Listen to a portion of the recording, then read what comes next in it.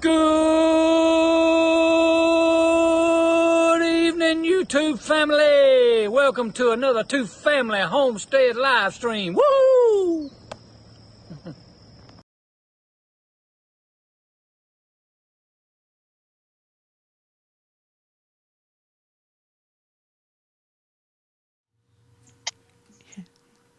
Ta-da.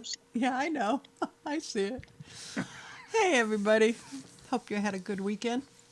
It has been raining here all evening and all day, but I guess that's better than that other four-letter word that starts with an S.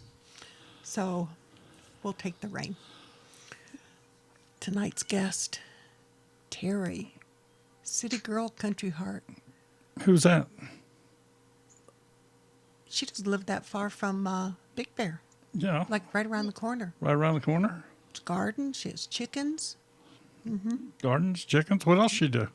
Bring her on. We'll find out. You think? Yeah, You think she's here? I'm pretty sure she's back there. In the green room or the red room? Patty and Mac, thank you. You are now a Smudge Pack member. in the green room. In the green room. How In about the green blue room? The blue room? Okay, I don't care. All right. Here she Tell is. And speaking of Big Bear. Hello, there he is. Yep.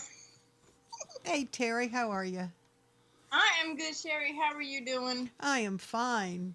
Yeah, Sean in Alaska, we had the S word yesterday. Yeah, well, Sean, you had the E word today. Earthquakes in Alaska. Yeah, I've seen that in Yeah. the chat. Is he okay? Yeah. He said they were fine. I guess they all went a little bit bonkers when all their cell phones and everything went off in the building. So, well, good day there, Darren from down under in Australia. How are you? Hello, everyone. Yes, Big Bear is awesome. Yes, he is. We know Jason is great typing friend. that. We know Jason is typing that also. Mm-hmm. Or it could be his alter ego. Hey, Geeky Gardens, Skinner Farms, how are you? Welcome. You died? Oh, Sean, you're looking pretty well for a dead person. Oh, well, I heard something about Walking Dead there in Atlanta, so it could be. Drops Family Garden. There's Robin. How are you, kiddo? Robin. So, if you could all share this out, let's try to get a full room here for Terry, and if you make sure your questions are put in all caps. If I don't catch it, one of our moderators will, or even somebody in the audience will catch it and put it in big caps for me, and we can pick her brain. Oh, you can also tell everybody. Oh, the wine fixed it. Good going, Sean. If they look down in the description, you haven't even seen this yet, but there's a link there. No, I haven't seen this yet. Oh, for upcoming guests. Yes. Oh, okay. Well, I just sent you that. Yeah. Jeez. So I've been busy. But Jason, you have to wait to say that until they're in here. Yeah. I mean, this isn't Jen's live when you two were bickering back and forth like two little 5-year-olds. Ooh, Daniel wants to know if we're going to go help him make some syrup this winter. Who? Daniel. Ooh, that sounds good. Daniel? Down, The one over in Hayesville area? the one over in Hayesville, yeah. Our Daniel. He Well, makes maple syrup? Yeah. Well, I don't think he'll do that till next spring. Will he? Does Daniel sell it? I have no idea. Daniel, do you sell it? Hey, Pickers. Hey, Pickers, how are you? Yes, and the those that are Smudge Pack members, now, Mama Z, I have your address. Copper Kettle, I have your address. Southern Blessed, I have yours. I am getting ready to send out October's goodies for our pack members. You eat it? Well, I understand that you eat it, Daniel. But do you sell the maple syrup? That's Because right. that's good stuff. Yeah. And is it maple syrup you're making or some other? Because what is it that I wanted to get from Harold that I was going to try and make? Oh, that was Shaggy Bark Hickory. Yeah, hickory. Hickory Yeah, syrup. I want to try that. Oh, I was I was chatting with a friend the other day in one of the groups I'm in, which is like about 50 of them. But her husband taps their oak trees, Really? and he tries them. Hey, He Carol. makes their oak trees because they've got like 100 acres, and it's mostly oaks. So he taps them and makes syrup out of them. Oh, cool. I never heard of that. Sabrina? Me neither. Sabrina, it's no way. It's more. Sorry, I win. You got the goodies to prove it. So Terry, let me kind of prompt you here a little bit on sharing with some folks some of your story, if you would. So tell everybody where you're at, approximately. Don't give them your street address and what have you. But are you still there, Terry? Okay, you're back. You're back on my end. Can you hear me? I can hear you. So Terry, share with the folks out here whereabouts you're located. Don't give them your street address and zip code and all that, but I'm in southwestern South Carolina. It's a town called Anderson, and it's a big town. I love it here. Been down here 4 years. Back in 2004, at the time, it was just me, my husband, and our daughter. And we moved down here and lived in another town. We had 3 acres with 99% trees and 1,000,000% ticks. 1,000,000%. Oh yeah, I couldn't go to the mailbox and back to the house and not have ticks on me or my daughter. Really? It was ridiculous. And they weren't normal. These were like teeny tiny ticks. These were the babies. And my husband at the time, all that summer, he was clearing out trees on part of the property so we could see down to the mailbox, because we had some people try to come up on our property without us knowing it. And so he quickly changed that. And he had Jason, no you won't. I'll kick your butt. I can see the chat, that's why I can get over here. But my husband got tick bites all the time. We had to make a little shelter on our back porch so he wouldn't bring ticks in the house. And the one thing I liked about it where we were is I never saw mosquitoes. Here, it's like I'm a huge target. The only thing I wish that we got down here was snow. And yes, I said that S word. I love the stuff. I'll ship it to you. I'll take it. I am not looking forward to it. Okay, come and collect. Yeah, I'm not looking forward to that.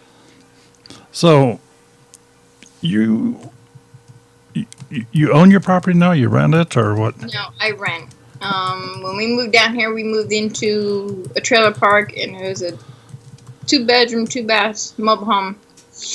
And after my husband got sick, 2 weeks later, when he got sick and then later passed away, 2 weeks later, I went to my landlord and I said I need another place.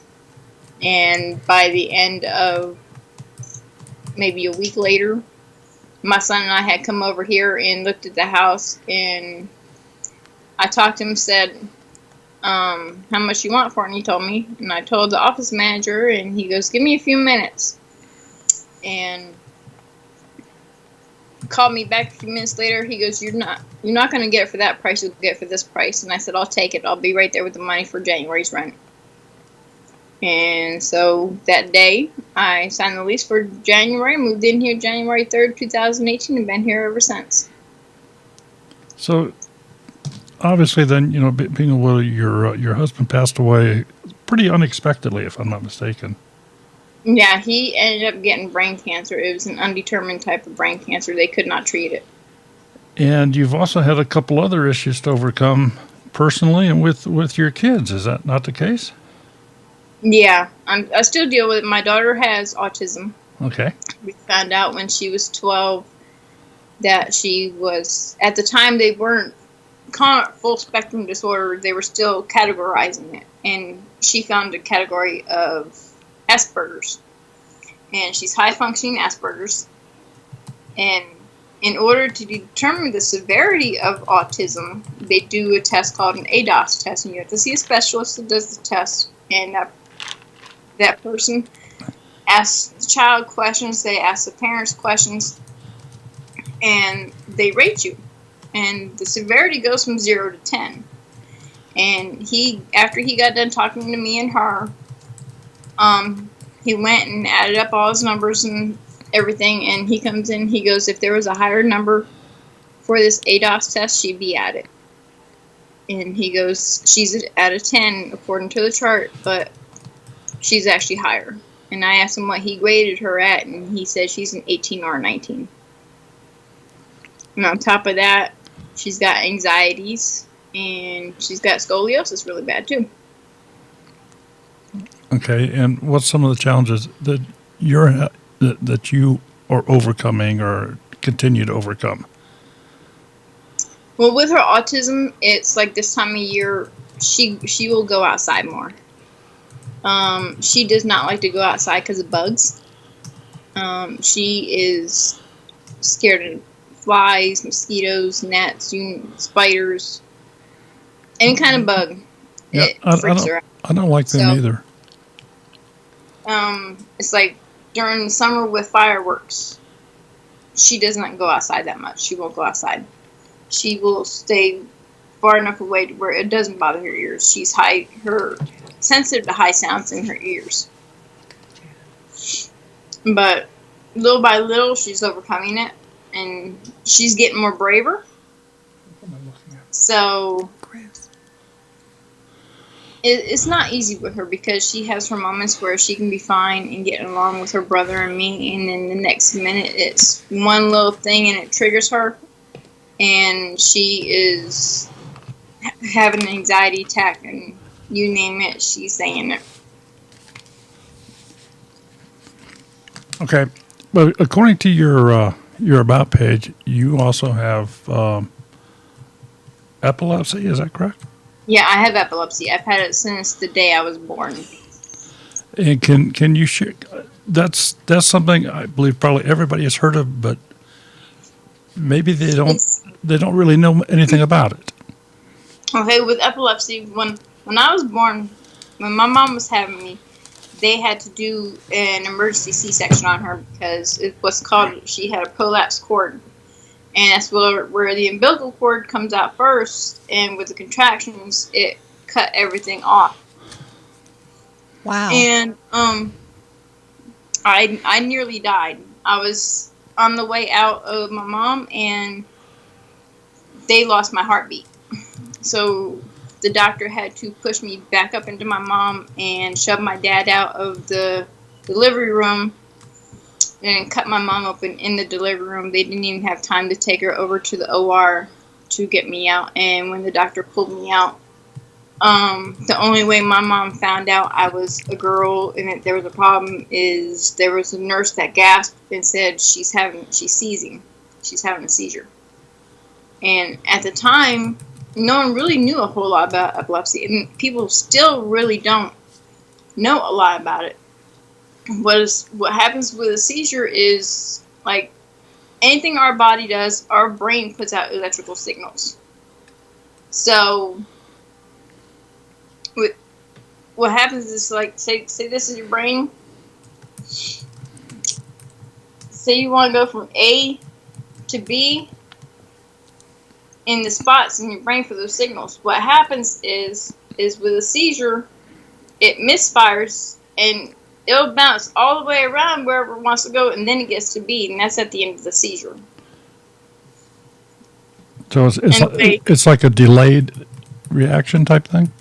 Yeah, it's a misfire in the brain. Wow. And depending on how long it takes to get to where that misfired signal has to go is how long and how severe the seizure is. I have what's called petit mal and grand mal seizures. Other doctors call them tonic-clonic. And I mean, the longest seizures I've had, what was it, back in 2017, I had a grand mal seizure. That was my last grand mal, and my lips actually turned blue. Wow. Yeah, and all of my seizures happen when I sleep.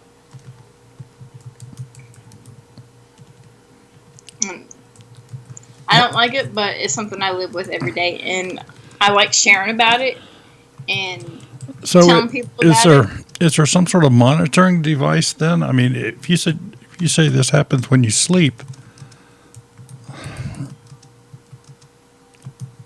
I guess what what I want to ask is, does somebody need to get to you in the case of a severe seizure? As long as someone is nearby, like my kids, they know what to do. They will make sure, my son will make sure I'm on my side. And a lot of times I sleep on my side anyway. But if I'm asleep and him or my daughter see me have a seizure, or they hear the noises I make when I have a seizure, because sometimes, like with me, I make a gurgling sound when I'm having a seizure. So if one of my kids hears that, they'll wake the other one up, and they'll try to get me on my side. And like with my neighbor across the street, his younger brother has seizures. He takes medicine. His are controlled, but he knows what to do. And the last time I had a seizure, the bad one I had was in August 2017. Wow. And it was a week after my husband came home from the hospital the first time he was in there. Carol of Fishes and Loaves Life is asking, what is the treatment for it? Is there one? Medication. I take, years ago when I had Amanda, my seizures were going a little haywire because being pregnant, your body goes off, your body chemicals and everything go crazy. So they put me on 2 different types of medicine. They had me on Depakote and Tegretol, and after I had her, they had jacked me up to, between the 2 medicines, 3,000 milligrams of medication. And my seizures were not going away.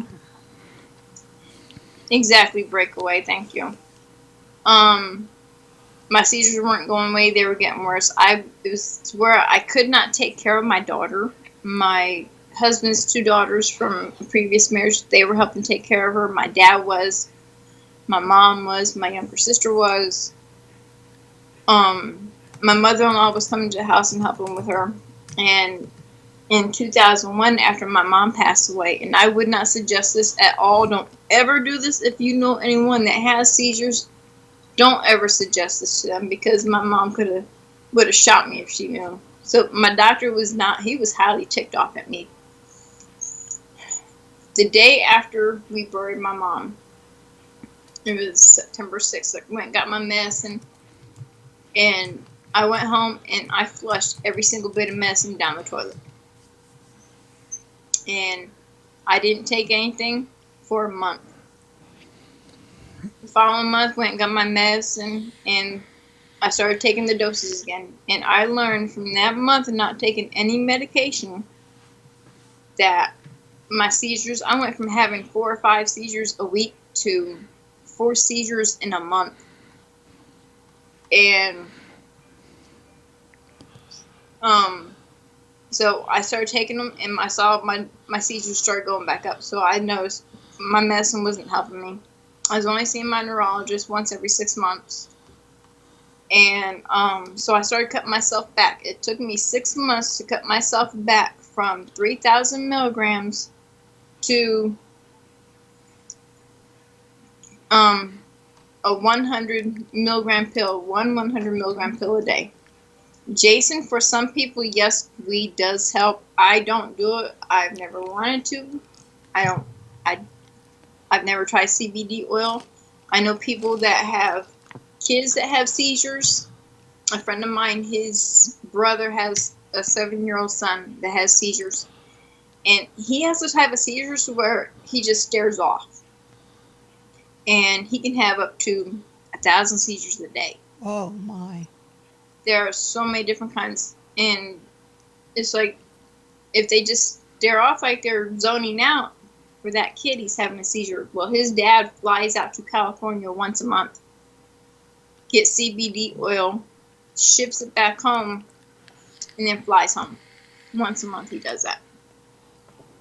But that kid went from having almost 1,000 seizures a day to maybe 25 seizures a week. So for some people, yes, it does help. I won't do it right now. For me, it's a little pill. It's a slow release pill.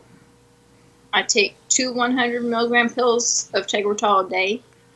And for a lot of people, they can't take like the generic brand seizures. That they learned years ago when I was 10 years old that I cannot take generic brand seizure medicine. I had to take name brand because it almost killed me at 10 years old.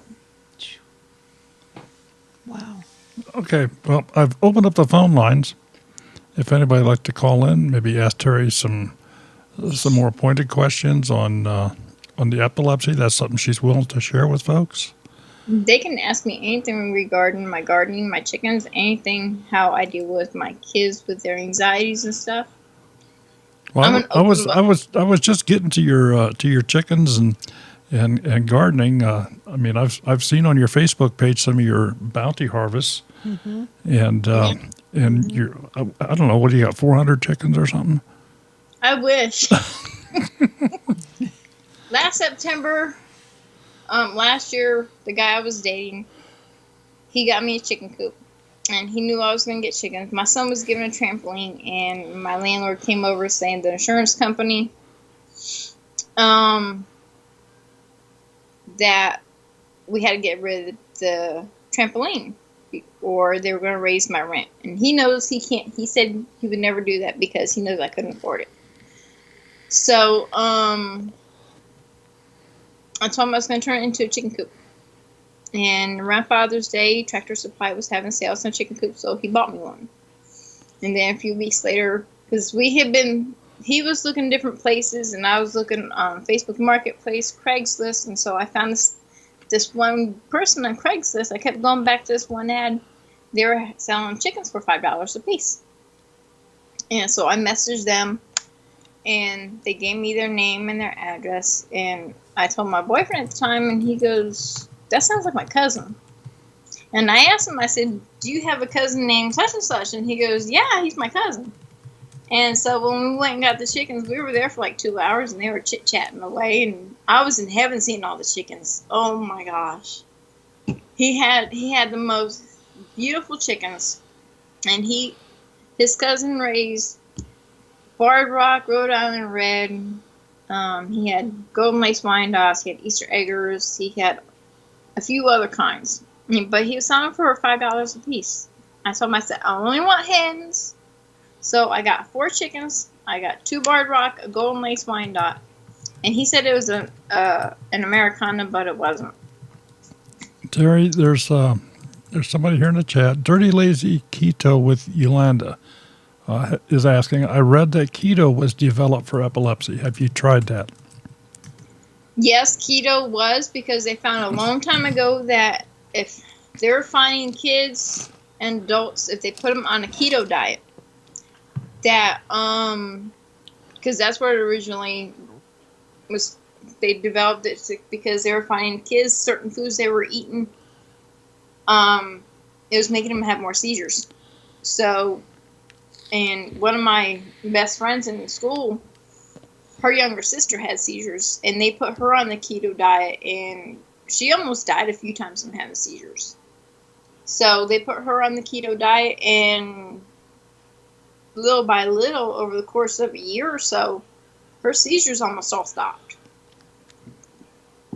Wow.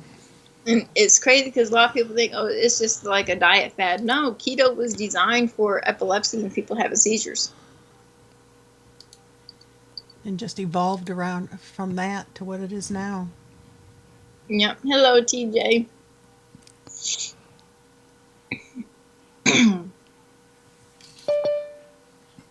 Okay, we got Hold on tight. we got somebody calling in here. I don't know. This is Daryl. Who's calling, please? Hello, my friend. It is me, the one, the only, world famous Regime! Oh, man. I wonder how hard his throat hurts when he gets done talking like that.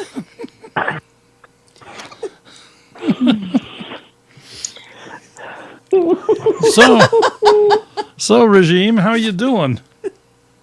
I do very good, my old friend. How are you? Oh, pretty good, pretty Old. good. He called you old. I know. You got that. That was duly noted. Yeah. Okay. That's as old as we've been friends a long time. I Not that see. you're old and Jesus still owes you a nickel, but everybody knows that. Only a nickel? Jeez. We won't be able to make it back to Georgia for a nickel. Oh, no, you can't go nowhere for a nickel. No. Yeah, Robin, exactly. I don't know how Robin deals with it sometimes. Lord. I think sometimes she just goes in the bedroom, closes the door. Sometimes she just gets very quiet. Yeah. Well. Oh, yeah, Sabrina, get your towel out. Oh, don't start. Oh, no. Oh, that's right. You I was there in were that night. online. You called in that night. Yes, I did. And oh my God, I had to go to the bath. I went to the bathroom 3 times that night. I was laughing so hard. So, Regime, do you have any specific? So what you were saying is that I'm good for bladder infection. Yeah. Bladder infection and messy couches. Okay, Daryl, go ahead and ask him your question. I think I forgot it. I've been preempted. Preempted? It's that old age. You forget stuff all the I'm time. glad you said that because I wasn't going to. Oh my! Oh, that's the COVID. Darn. There's Robin in the background dying.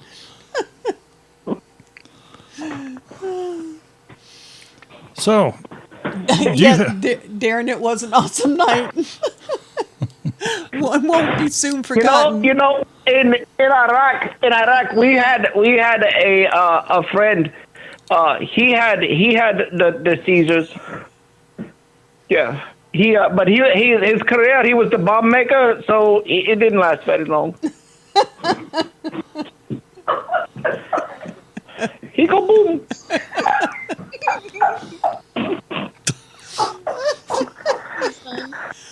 Oh my God. Okay, hot, please. It's hot in here. Oh, goodness gracious.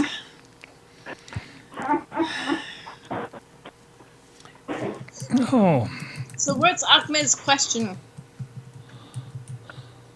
Oh, I'm gonna never have a question. He just here to cause trouble. That's what terrorists do. They do, don't they? Yeah, they do. He does it so well. I'm going to have to start sending cough drops instead of licorice. Oh, that sounds so good right now. What, the cough drop or the licorice? The licorice. Oh my gosh. I bring some every time we go to Big Bear. You know that you could make a little detour for a few minutes on the way there. I ain't that far away. I know, that's what I heard. Last time we went with Jason to the acupuncturist that Daryl loves so well. I still want that's to try very- that. I haven't been able to because of just a lot of financial stuff. Because You know, in all honesty, I bet he could help too.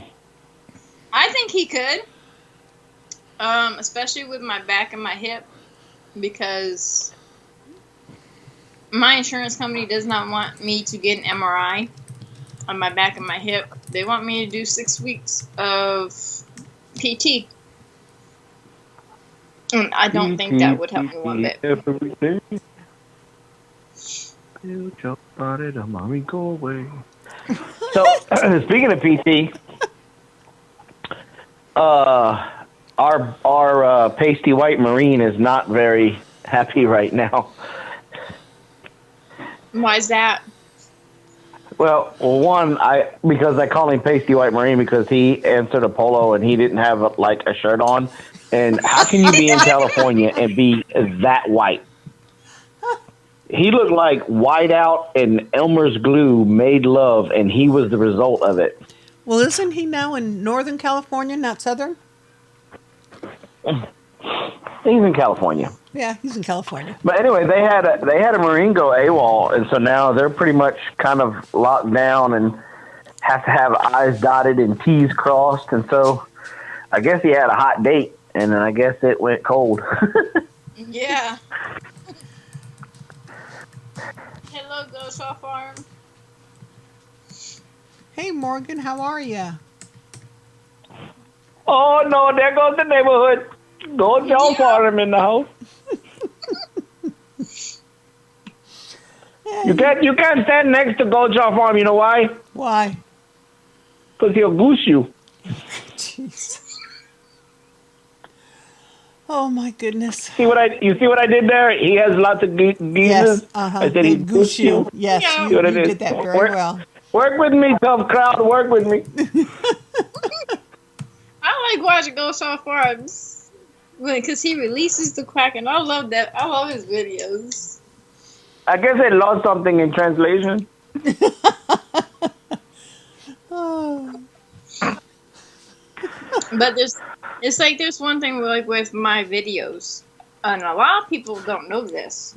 I've actually not talked about this much on my channel or with too many people.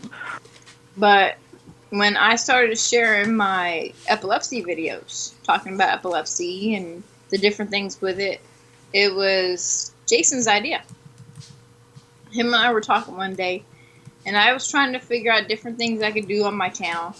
And he goes, I had been watching, I think it was Nick Nimmin or D Nimmin, and they were talking about having a niche.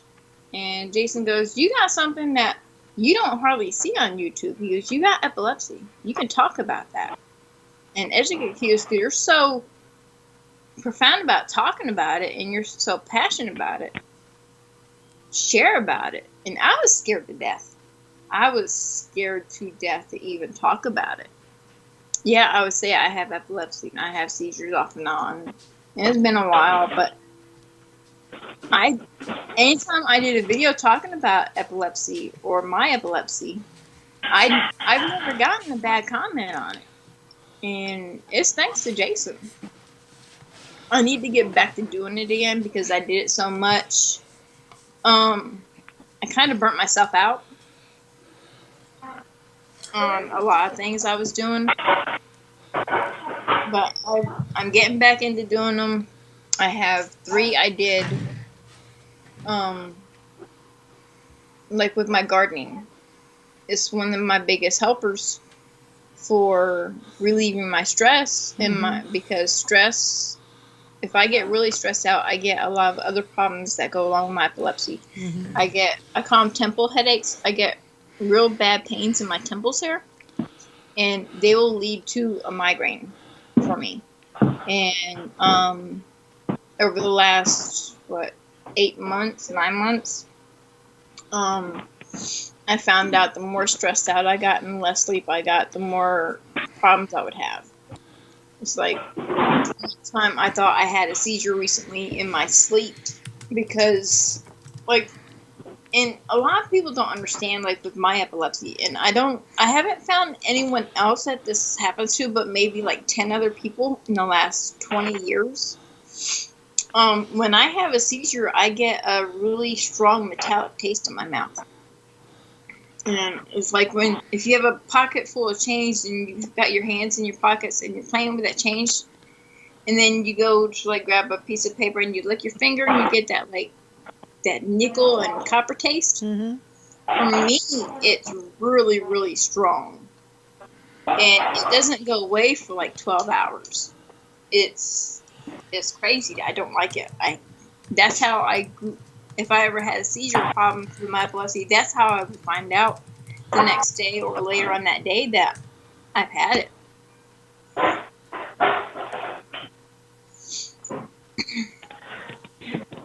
So now I'm wondering. Now I'm curious. How many people just reached in their pocket and started playing with their change and then licked their fingers? I don't have any pockets. I don't have any change. Neither do I. I'm talking with people. It's like I'll be talking with friends in a video chat, and I'll see her husband or his wife or friends in the background, and they start putting their hands in their pocket and playing with their change, and then they lick their fingers. They actually really do it just to see if they can get that taste of it.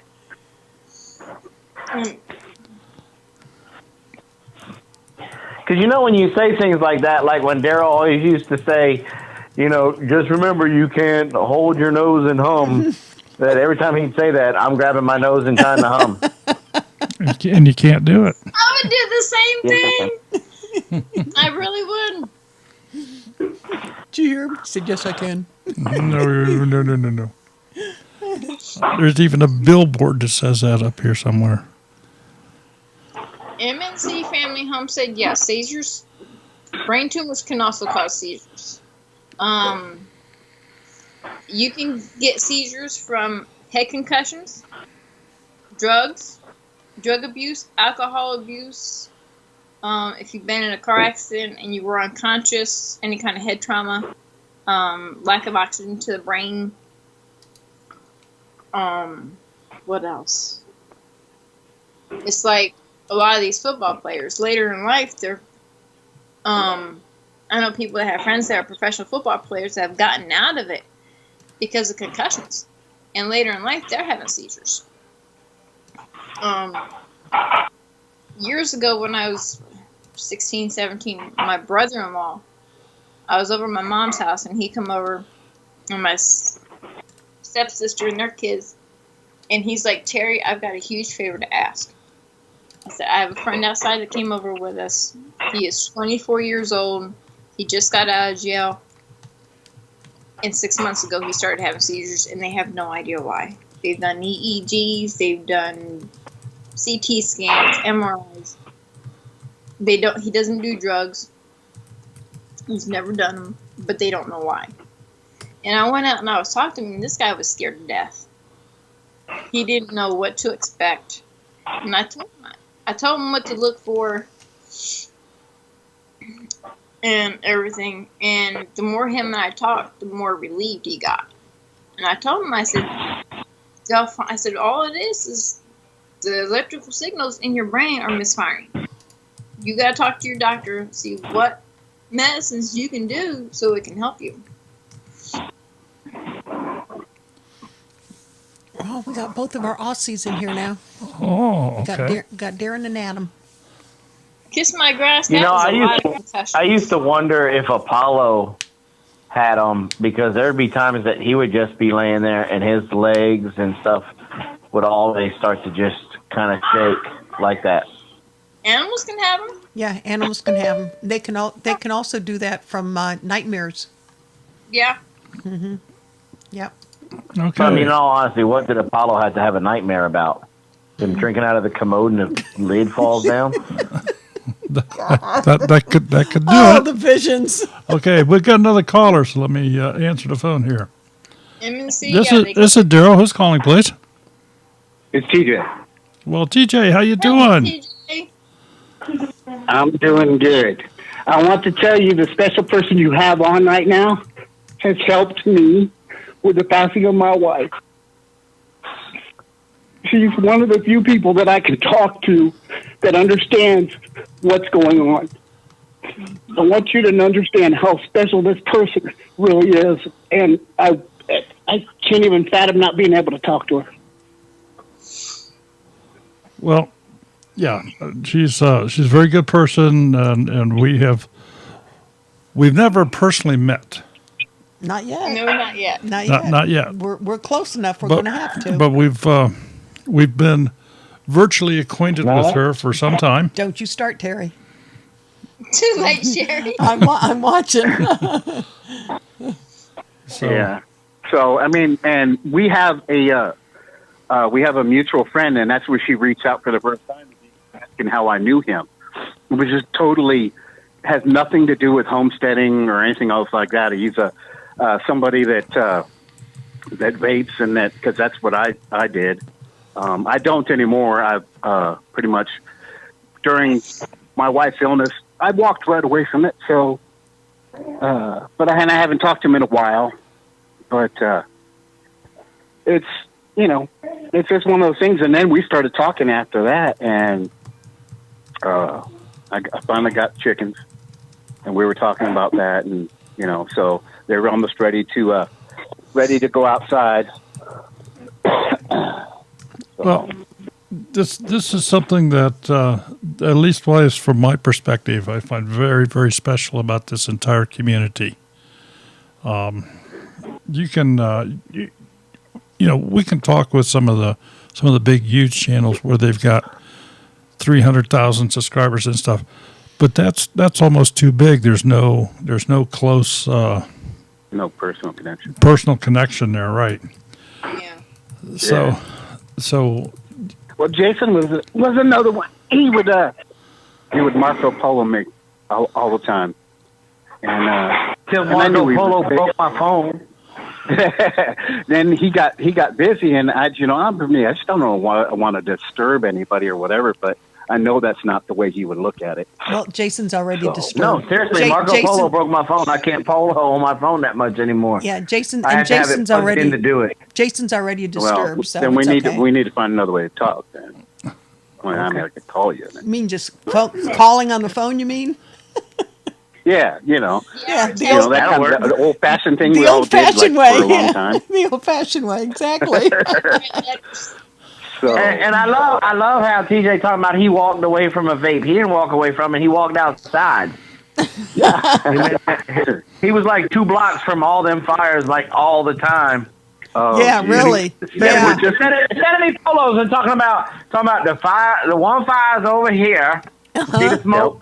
And then the next fire's over. He was like surrounded. I was like, man, I'm just gonna start calling you mustard. Yeah. Yeah. It was like 60 miles one way, and I think 80 miles in the other way.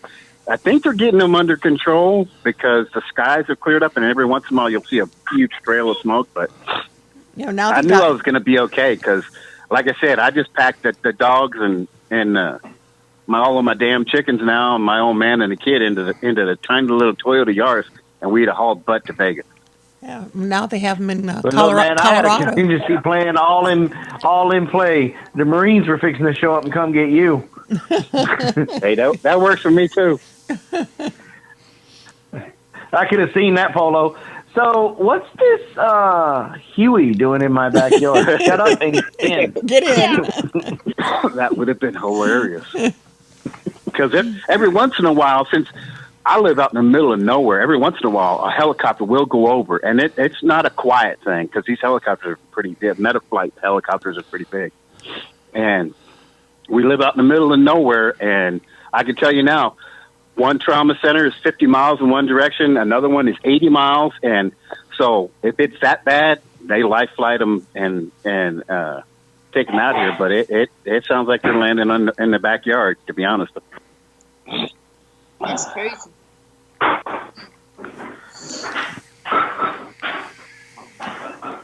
California is a different monster all to itself. Yeah, that's for sure. Yeah. Mm-hmm. But if them fires would have got any closer, TJ would have been able to hook us up on really good price for glass. Yeah, for sure. For sure. Yeah, it did. I have a friend that lives, he said it got within 5 miles Wow. of where he lived because it crept over a hill, and then it was crept over the hill, and it was going eastbound, and it was headed towards really expensive houses and a ski resort and stuff like that. And I'm like, no, as long as it stays over there, that's how you know wildfires have become too much of a norm to people in California. When he says it crept over a hill, fires don't creep. Well, true. They're enough, 1,400 degrees. They can literally jump a mile. Yeah, we get fire tornadoes and all that kind of stuff too. They create their own weather in patterns. Idaho, and during the winter, they have snowmobiles, and they go snowmobiling and skiing all the time.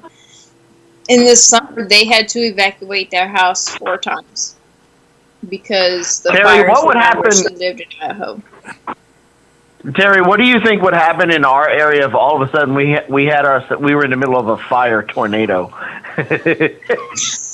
Oh, Lord. Those many trees that you guys got down there, it'd probably wipe a lot of it out. But I'm telling you, if you go, you can probably Jason Google wouldn't have to YouTube worry and find about one, like and they are impressive to Like watch. if there was a fire tornado, he'd have to worry about trying to catch all the fried chickens going over his property because all the chicken farms down there.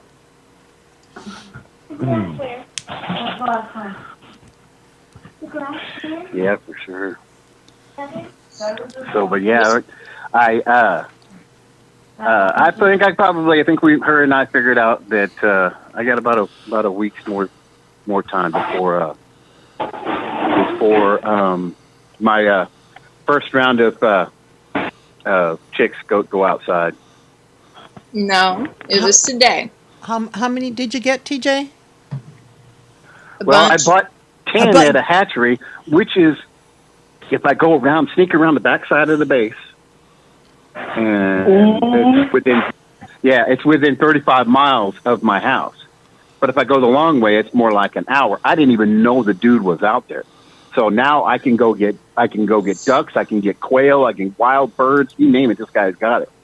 And then I bought 5 from Tractor Supply, and those were barred rocks. And then the ones I got from the hatchery were sex link, which from what I understand is a cross between a barred rock and a Rhode Island red or something. But I can already tell if you Google black sex links, there is one picture where they look black but they're speckled with brown, and this is the way they're looking, and they're absolutely stunning. But I'm kind of biased when it comes to that. It was funny. The day he messaged me, he goes, "What all do I need to get chicks?" And I was like, "Why?" And he goes, "Well, I'm thinking about getting some chickens." And he's asking me all these questions, and I'm thinking back, and I'm like, these are all the questions I've asked Jason and Robin and all these other people that have chickens. So I'm telling him all stuff I knew. And then he's like, "Do I get medicated feed or unmedicated?" I was like, "I don't know. I got unmedicated when I got my chicks. They were 6 weeks old." So I messaged Robin, and she told me she sent me pictures of what to get, so I was sending them to him. And he's like, "Well, they don't have these chicks, and they don't have these chicks." And all of this, I didn't know that's what she was doing. I mean, I could have sent stuff to Robin and everything, but I never know when she's busy. The woman drives all over the state of Georgia and North Carolina and stuff like that. And then him being busy at the farm, I didn't want to disturb anybody, and I figured we were casually talking about it. Well, I think we're doing okay. They're still alive. There's a plus. I just treat it like my dog, and a cat apparently just shows up and looks at me like, "You going to leave some food outside?" So no, I've got a cat that I don't even know where it came from. Oh, we did. And I figure if I treat the chickens like my dogs, as long as I feed them, give them water, I'll be okay. We know a young lady from California that was a moderator on a stream, and somebody mentioned sex link, and she instantly banned him. Oh no! She didn't know what it was. Well, I don't know why they call it that. Like I said, Terry gave me some links because I asked where she had seen some stuff because we were talking back and forth. And then I got them, and I'm looking, and he said it's a cross between a barred rock and a red Long Island red or red. Get one of them red. Rhode Island red. Rhode Island red. Yeah, there you go. Yeah, and it's a cross between the two of them. Why the person that crossed them called them that, I have no idea. But we had to ask the hatchery twice. I handed my phone and said to my son, "Here, call them and find out what the hell these." Because I just told them I just want 10 chicks. I didn't care what they were or whatever, and then that's what they brought out. So, did you and get? then I made him ask twice. How many? Sure that's what he said? How many roosters did you get with the first 10? Well, from what I've read, that the links that Terry gave me, that I don't have any roosters, and any of them, all 15 of them, I don't have any roosters, and he didn't say they were sexed or anything else like that, but I guess specific markings are appear on the chicks, and none of that's happening. Wow. So I make it lucky. Then again, I ain't counting anything out. I live in California, and it's 2020. I don't count nothing out. Ooh, if you got all hands, boy, the main character in the second book, just saying, Sherry, was looking down on you. Mm-hmm. That's what I'm saying. Well, Terry knows, because I hit her up and told her that I was pissed. I was so mad I could spit nails. When it comes, a lot of you folk probably live in small towns, okay? My son is goat and pig sitting, and we had somebody go over the fence. Yeah, okay, now it's fenced all the way around. Granted, here by tomorrow, there are going to be no trespassing signs up. She didn't have them up, and I can do vinyl on signs, and I got the sign blanks in today, and it turned into a whole hoopla on Facebook, and I was mad because it's like it called my boy's integrity into question, and it's still going on. I'm just ignoring it now, but it's just one of those things. It's now that I'm learning, when you have animals that you care for, whether it's on a homestead, whether it's on a farm, one of these animals or more are going to get out, and it's going to cause havoc. You're going to have neighbors calling you, and animal control has apparently been called. So now we're going to have to deal with that. So I now know that that living this lifestyle is going to be multifaceted. Oh yeah, I don't know how many times we've gotten called by the sheriff. We think your cows are out. Jason likes to go on walkabouts with his cow. They get out just so you'll have to go take them for a walk back.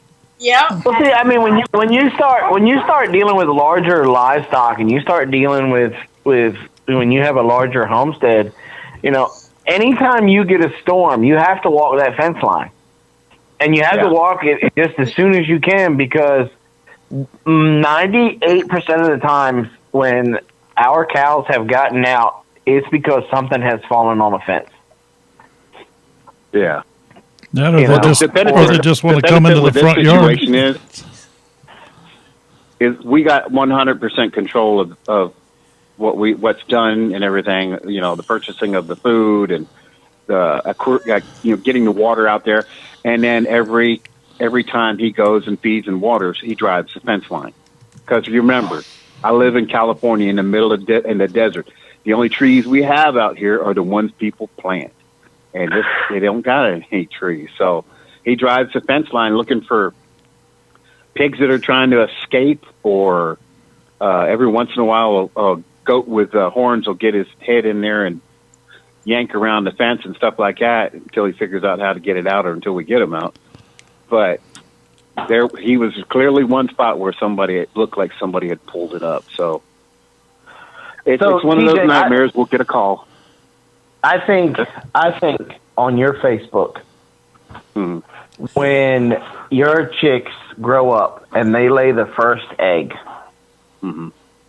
I think you should hold it up like they held up Simba in The Lion King, and then get that music in the background playing.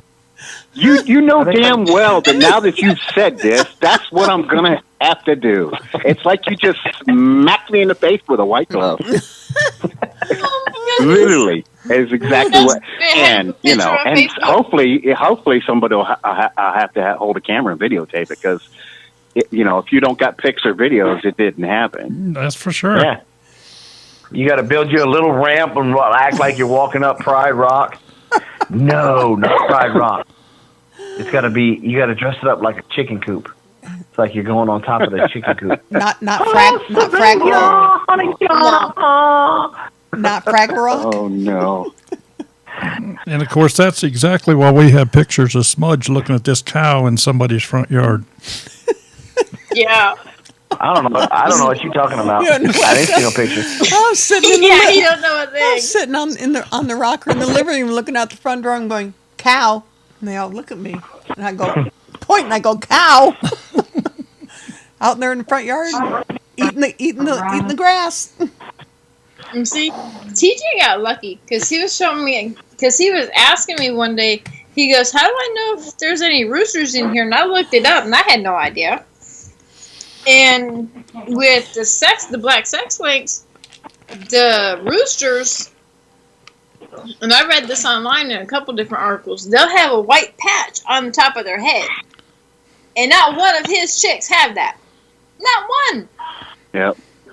Yep. You know what I I mean, mean? because the only patch of white is down there where the what do they call that funny thing on the top of the beak? The little Nose. can't I think of it? You know, that little. Yeah, and that's the only white that's anywhere right around that. When I the picture saw that she showed me, it was a huge spot. No, it's that not, I ain't got none of that. But like I said, do I believe it? No, because in our conversations, she goes, "You're bound to get some roosters in there," and that's what I told her. I says, "Well, I don't know, but all I know is that if I get any roosters, they got to they got to go. And there are people here in town that that have been looking for adult chickens. So I mean, if I literally just wanted to, I could just raise the birds and sell them for $20 a piece. And these people are so desperate out here to get their hands on it, because there for a while you could not cross county lines, like L.A. County to Kern County where I live, or San Bernardino to L.A. County, because they had the Newcastle disease, and they were afraid it was.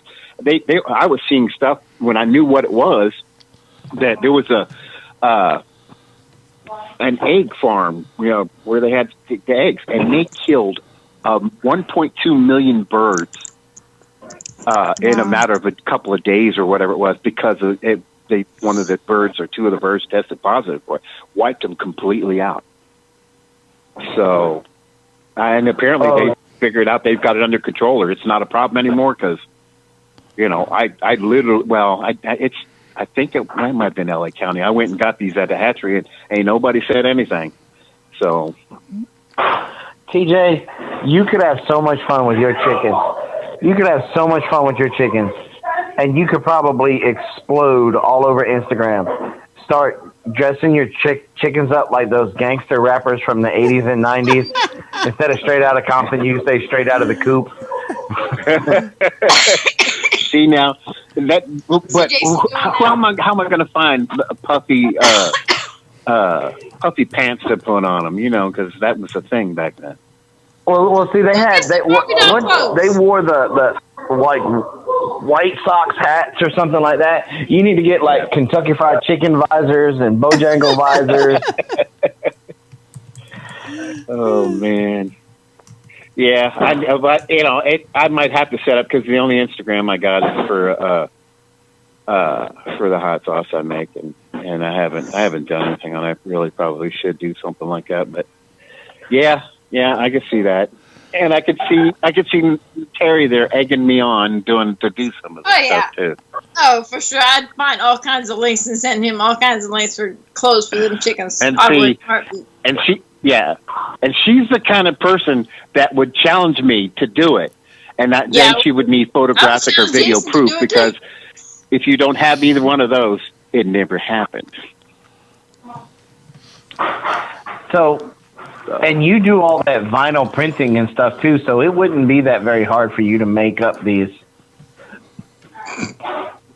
Oh, you got to do a Church's Chicken one. Get me up maybe some infant T-shirts, and put the logo on the shirt. Well, I know Sid, the Naked Gardener. He got Robin some type of a skirt thing for Jaja. No, it's a saddle. Whatever. Chicken saddle goes on her back. It goes on her back. Okay, and so you just put Rob, straight you out the need to coop make a on the back saddle of for that thing. Jason. Maybe some gold chains around her neck. Yeah, there you go. Make them with paper clips. Oh, you people are corrupting a new timer when it comes to these birds and everything. Yeah. Get the boots on. No, Yeah, you can because go over. you know these birds will never be the same after I do this, don't you? Corrupt. Look, if you can't have fun with chickens, then there's just absolutely no reason. Well, I was gonna do something on. last year when I got my chickens. And like I said, Yeah, I I'm gonna start told dressing. my neighbor's cousin I wanted 4 hens, and I thought I had 4 hens. And around Thanksgiving time, one of the hens started making weird noises, and the first hen. Yeah. I named the first hen, and I named her Precious. And my son named one of the barred rocks Spot. The other barred rock, my daughter named Oreo, because it had more white on it than black. And she was just like a thick Oreo cookie. So she named that one Oreo. And the other one my golden lace Wyandotte got named Taco. And my son's best friend was scared to death of chickens. He goes, "I'm not gonna come over when you get chickens and this and that." He swore up and down he wasn't gonna come over, wasn't gonna look at him, nothing. So when he came over, I said, "If you hold a chicken, I'll let you name it." So he held this little 6-week-old chicken, and I sent pictures to his mom and dad, and they're like, "Oh my God, he really did." I said, "They're not gonna hurt you." And the day we got him, my boyfriend's brother come over, and he goes, "Those 2 are roosters." I said, "No, they're not. They're all 4 hens. I got 4 hens." And the 2 he said were roosters were actually 2. Those 2 were bigger than the other 2 chickens. Well, the one I named Miss Precious around Thanksgiving started crowing. And I texted my boyfriend, and I said, "You haven't been hearing weird noises from over here, have you?" And he goes, "No, why?" And I said, "I think I have a rooster." I said, "My brown hen just crowed." He goes, "Oh yeah, he did that a week ago." I said, "You didn't tell me?" He goes, "I was over there looking at him and playing with him, and it was sitting up on the perch and crowed in my face." I said, "Oh my gosh, no." So I have a question then, Terry. When you would go out to talk to Precious, would you be like, "Hey"?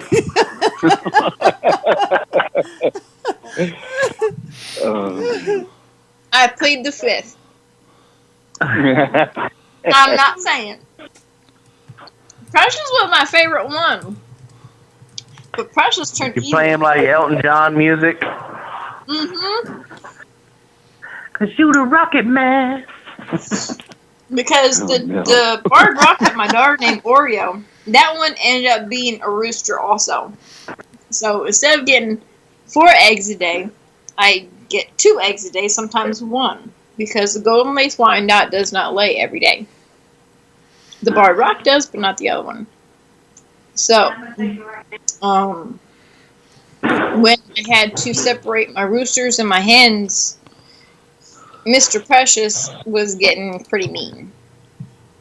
So I had to take And him then out. And then what? Yeah. And then you had to process him. And that took 6 days of talking her into processing this bird. If you ever want an excuse not to process the chicken, call Terry. Because she's got him, boy. I was Marco Polo and Jason. And I'd always know when it was coming too. She'd be like, "So Jason, I got a question. So what if?" "No, Terry, process the chicken." But you didn't even hear what I said. It doesn't matter. Process the chicken. That's what I got to it again. Well, wait. What if She got me so frustrated. I was about to drive over to her house, snap that chicken's neck, and hand it to her and say, "Now finish." She I can tell he was getting well, what if I frustrated put it with in me with the meat birds? He's so much bigger than them, he'll probably kill them. Well, I don't want that to happen. And I'm like, you think? well, what if I just put him, Terry, just kill the chicken and You eat can it. tell when Jason You're already is telling me you don't frustrated. want to go anywhere near him because he's getting mean. Well, Terry, all you have to do is That was a long day. all you have to do is put your Yeah, I hand can't around their do neck, that. right, Terry? Oh, don't go there. Please don't. Oh, don't go there. You just got to choke the chicken. That's all you got to do. You just got to reach I in could there tell and Jason was getting more choke frustrated that because thing. the one Choke it. Marco Polo I sent him, I no. said, well, I could put them in because it's supposed to rain this weekend. I could put them in the coop just for a little bit, and then once the rain's gone this weekend, process them. And the next Marco Polo I get back, he goes, "Now, Terry, you know I love you. Quit pussyfooting around, just do it." Just choke the chicken and put it in the hot water. That's all you got to do. The next day, That's what Darren I just woke said, up Jason. and I was so nervous about doing it. And I have a Bradford pear tree behind my house. I had a pine tree, but it was little by little leaning over, and I had to get the road department to cut it down. Well, this Bradford pear tree, whoever has trimmed this tree, all the branches, when it's leaning over, are all facing my house. And I had to go the day before. I processed them. I went out. I got rope. I got some new knives because the knives I had were not very sharp. I got new knives, and I got a couple other things. And I hung the rope over one of the branches, and my son has a fishing net. And I showed pictures of the little coop thing I built for my roosters. And at the one end on top, I stapled it down so this way I could cut the staples and lift it open. It took me 30 minutes to get that damn rooster. He did not want to come near me one bit. And for the life of me, I would keep that net face down like this along the side.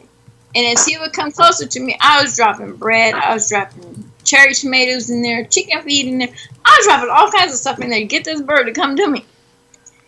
And so I sat there for 30 minutes to get down near me. And when I did, I got him.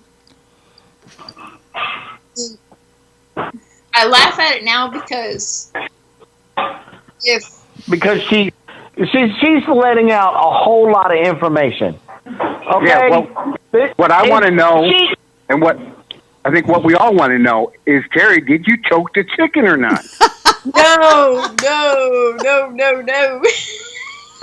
She was sitting out that's part of the problem, because you would have grabbed that damn thing around by its neck and just went, it would have been over. No. She What was I sitting did out is by I the coop put one of like my throw Yosemite blankets Sam. over top of the net to hide some mic, and I put that whole net into a pot. And I carried it over to a tree, and I wrapped that chicken in that blanket after I got it out of the net, and I hung it by its feet upside down. And Jason and Robin had company. I don't know if you guys were there, Sherry, or not. I think you and Nathan were there. So they had company down there, and I Marco Polo'd them, and I cut the neck. And I said, Jason, how long is it supposed to take after you cut the neck for this bird to die? He Marco'd me back. He goes, if you cut it right, it'll take about a minute and a half. That poor bird, I feel sorry for it. I got one of the better knives, and I cut the neck. And about a minute later, it was gone. At any time, it'd go, oh boy, back up, you ain't doing this today. Oh, I was sweating. I had people going by me in their cars and their trucks, and that chicken hanging upside down in my What's she doing? looking at me. She's choking the chicken. Back away. Let her do it. I would have started talking at him at a Louisiana accent and come out and... Now, you know I don't come out to buy you now. I got to cleanse the house. But after it was finally over and done with, and we got the polo that it was done with, she was so excited. The first image that popped in my head was Mel Gibson from Braveheart, all painted up in blue, but it was Terry all painted in blue, going freedom. Oh, that's funny. It's crazy because I was scared to death to do it, and not that like the week before, my neighbor, I love her to death. She's 90 years old. She's still doing things, and she goes, all you gotta do is go out. And she goes, how she started processing chickens at 8 years old. Her dad. She was yelling at Terry, just kill the chicken, just choke it, just choke it, Sonny. That's all you gotta do is choke it. Well, she told me she used to hang them up on the clothesline. She'd go out there, she'd catch them, wrap rope around their feet, and hang them up on the clothesline. And as she got older, she said, all I did, I would grab him by the neck, flip him over, swing him around till he died, and then that's it. I was like, oh, I no, I can't do that, no. I'm surprised she didn't use her walker scooting across, going, my goodness, I could done this in 5 seconds. She don't got a Scooting walker. across the lawn going, just give me the knife, girl. Just give me the knife. Oh my God. I haven't even told her how I had talked to her yet about me doing it. She knows I did it because her son saw me. When we first got started, that's how we used to do it before we really learned how to do it correctly. Mm-hmm. And I grabbed this rooster one time, boy, and I spun him like he was a top. And I let him go, and I was expecting for him to flop around a little bit. Well, this poor boy got up and started running, but his head was cocked or just laying over to the side. Like he couldn't pick his head up. His head was just laying to the side. And he made a beeline straight for Robin. And oh my Lord, did you would have thought Robin saw Jesus himself the way she got to squalling. And we lived in this little double wide trailer, and she ran straight up the porch. I mean, fast. Like left the kids down at the bottom to fend for themselves. The baby was Dessa was still in the car seat, and Robin was at the top of the thing just squalling. Jason! Jason, look at this chicken! Kill the chicken! And the chicken was trying to come up. Choke it! Choke that chicken! So that's the last time that we tried to break necks. Then we went to chopping them with the hatchet, and then that bothered Robin when they was out there jumping around. Yeah, with the head off. And then she was like, "That's where that phrase comes from." I'm like, "Yeah, pretty much." Yeah, it's my mom And used to then tell me that. when we researched and found Salatin, and we found out how to do it correctly. That's what they Yeah, had. the first time I'd ever seen the head get chopped off, my dad was stationed in the Philippines. And when you're over there, you could be like Middle They East. just ripped the heads off over there. We had a lady that came over and sewed with my mom. We had a housekeeper, full-time housekeeper, and we had a guy to cut the grass, which means I didn't have to do it, which is cool. Now she took us home for the weekend, and the dad barely spoke any English, and so he said something to his daughter, and she goes, well, what do we have that you want to eat? And I'm like, well, you got chickens. I didn't think anything of it. He went over and grabbed one, put his head down on a block of wood, cut it off, and then let go. And that damn thing ran around. It was the funniest thing I've ever seen. But I can tell you now, it was the best chicken I've ever eaten, period, hands down, because it was fresh, no freezing, none of that stuff. So, but that's something I definitely want to learn how to do. And I know there's a place down near San Diego that Justin Rhodes visited that maybe, I think they offer classes. I might be able to do that. Or maybe time in a visit. Like I said during your live stream, I my daughter says, well, when are you coming down? I said, well, it was going to be in December, but her grandmother is coming down. And to be honest with you, there for a long time that my wife never got along with her, but she did about the past 3 years. And I don't want to take away from her time, but what I do want to do is I want to fly into Atlanta, rent a car, and then visit you two, and then drive down. You know, so There you go. And I'll teach you the right way to process a chicken. You don't need to pay for any class. I can run you through it on Polo or Facebook chat. yeah. I watched Jason Rock. I watched a lot of chicken processing videos when I was thinking about I have to do this rooster. And then I found the video that Joel Salatin did at Homesteaders of America conference. What was it, last year? And I must have watched that thing 20 times. And it's like, I was sitting there watching, and I'm like, I can do this. Because my neighbor across the street, her son, he goes fishing all the time. He came over, he was leaving one morning, and he pulled up, and he goes, you like fish? And I was like, yeah. He goes, you want some? I said, sure. And he goes, do you know how to clean them? I said, no. I said, so-and-so, my friend Tommy showed me last year when him and my son went fishing last year. I said, I've never done it, but I'm going to try it. And me and my son were processing these fish, and we were given 11 as bluegill and crappie. And a couple of them were good foot long, and they're like 2 inches thick. And I did most of those. My son goes, Mom, I don't think I can handle this. I have not eaten, and my stomach is not handling this very well. But he went in, got something. He come in, got something to eat, and then come back outside. And he helped me finish doing them fish. He ain't gonna help me when I do these two meat burgers yet, because they're 2 months now. Terry? And I've got to get them done soon. Terry, we got another caller here, so let me let him in the room here. Okay. They're joining. I have an idea. This one's coming from overseas. I'm sure it is. This is Hi. Daryl. Who's calling, please?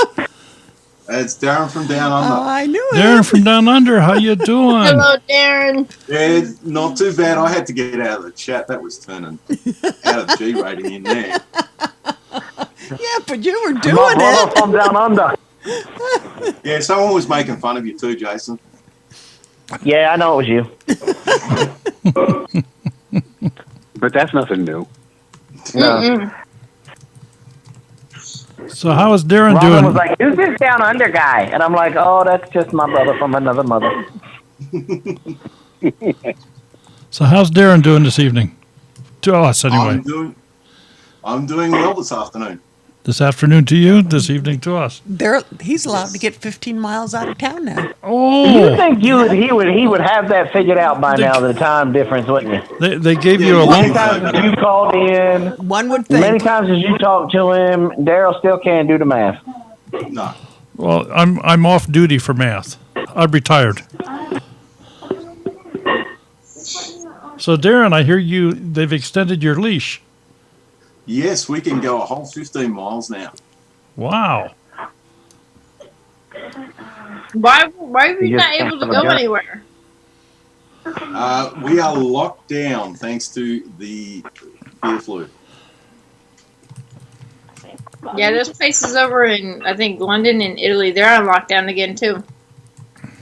Yeah, we've Okay, been hold locked on. down. Hold up. Mary Beth is saying that he has a Oh, sexy yes, he accent. does. What about Ahmed? Ew. What's the matter? You don't like my accent? It brings all the girls to the yard. Boom, boom, shake the room.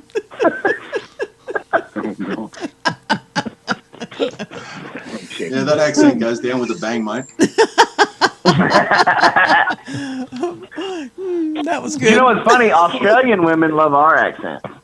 The southern accent. Yeah, no. They loved it when I was I have there. friends that are. I don't think it was your accent they loved. Oh, I'm afraid to ask Robin. What was it then? It's that Southern charm.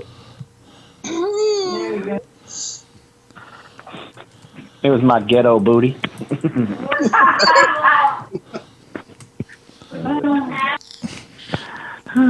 Two roosters going at it. Cock-a-doodle-doo. It was his magic Mike dance. I know that's what it was. Oh no. I don't know. Maybe Jason can mix Magic Mike dance with the yoga exercises him and Robin did. Then it might work. Oh my gosh. Yeah. Yeah, I don't Might see break that. it. Yep. That was a couple Yeah. that was a couple years ago. Yeah. I still, when I'm I'm having still bad for it. nights or I'm having bad days because I'm missing my husband, I will go back and I will watch one of their videos. And it's like a lot of people, there's very few channels that I have actually watched from the beginning of the channel. And by chance, I found Jason and Robin, oh my gosh, about a year, maybe 6 months before I started really watching them. They did an unboxing video that they got from Deep South Homestead that had canned possum and canned something else in there. And it took me forever to get my husband to actually get me to start doing canning. And we were looking at properties. I said, you know, we're going to have chickens. So you got to help me look at videos on how to take care of chickens and this net, what kind of chickens to get and everything. And one day I was sitting there and he would have me stop doing whatever I'm doing, whatever I'm researching and this and that, and watch the videos he liked to watch. And I said, you know what? It's not fair. I watch every little thing you want me to. You need to start watching stuff I like and stuff that I want to get into. And so we did. So I would sit there, and as I'm cooking breakfast, I would play Deep South Homestead when Danny would do porch time. And he got into that, and when that would go over, and I just let it continue playing whatever videos they had coming up. And he started seeing the canning videos they did and all the other videos they were doing. And he got into doing, in one day, he sent me like 40 homesteading channel links. And so a lot of the channels I was getting into, and I want to see the other ones that Jason and Robin had because they had all this other stuff. Well, their channel got put on the back burner, and it was after my husband passed away that weekend. It was a Sunday night. I had fallen asleep at the computer, and both my kids were asleep, and I had a dream, and in the dream, my husband was still there. And I woke up, and it was dead silent in the house, and I turned around, and it just, my son was sleeping on the futon, and it's like reality smacked me. And I started bawling my eyes out. I cried for over 2 hours. I was trying every channel I could find to watch something. And I can't say, but then some of the homesteading channels I found took me, one of them mentioned Jason and Robin and Big Bear Homestead. And when I went back, I started watching more of their videos. And one of the ones they had is, I can't say which one though. That's one of the questions on here. I just remembered that, darn it. Darn, I just remembered that.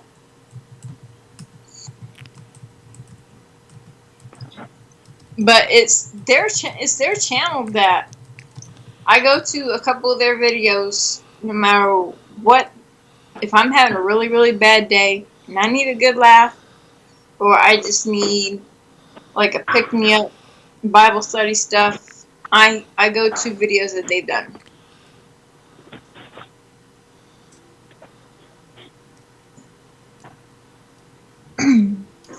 Yeah, they've been For on. me, it survives. they've been on a roll this week. I think what, Jason, Five. 6-1, and I think today is day 6, isn't it? That you, Yep. yeah. We had a garden Hey, tour. I think we're going to start taking this YouTube thing a little seriously. You think? You think it's about time, huh? Yeah. I watched every single video they I have. personally don't think that. I personally don't think that Daryl and Sherry get enough credit for what they do. Thanks to them, I did find Big Bear Homestead, and I was sitting here and I was laughing so hard that I was in tears, and you know, with so much crap going on, you kind of look for that. And when it happens, I mean, I literally had to get up and walk away because my face hurt and my sides hurt, and it was like, oh, I need to check these folks out. And then that's when I started catching the lives, because I don't know if at the time they were consistent with the videos like they are now. And then I would catch one, and then the live. So I was constantly trying to get in on Saturday, and that would have never happened if it weren't for the two of you. Well, thank you, TJ. Appreciate that.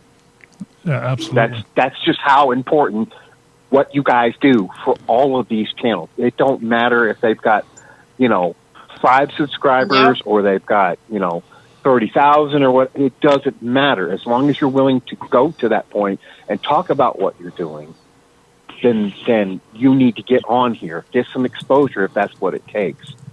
But just to get on here to introduce yourselves to the rest of everybody, because like I told a friend of mine, if you're going to do this, you've got to be serious. You have to do live.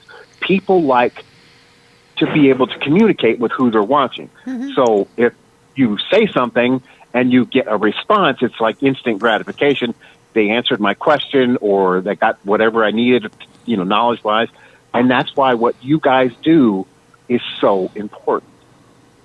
Yeah, and it's not just the channel either. It's also the Facebook as well. It's awesome the way you guys reach out and you help us all.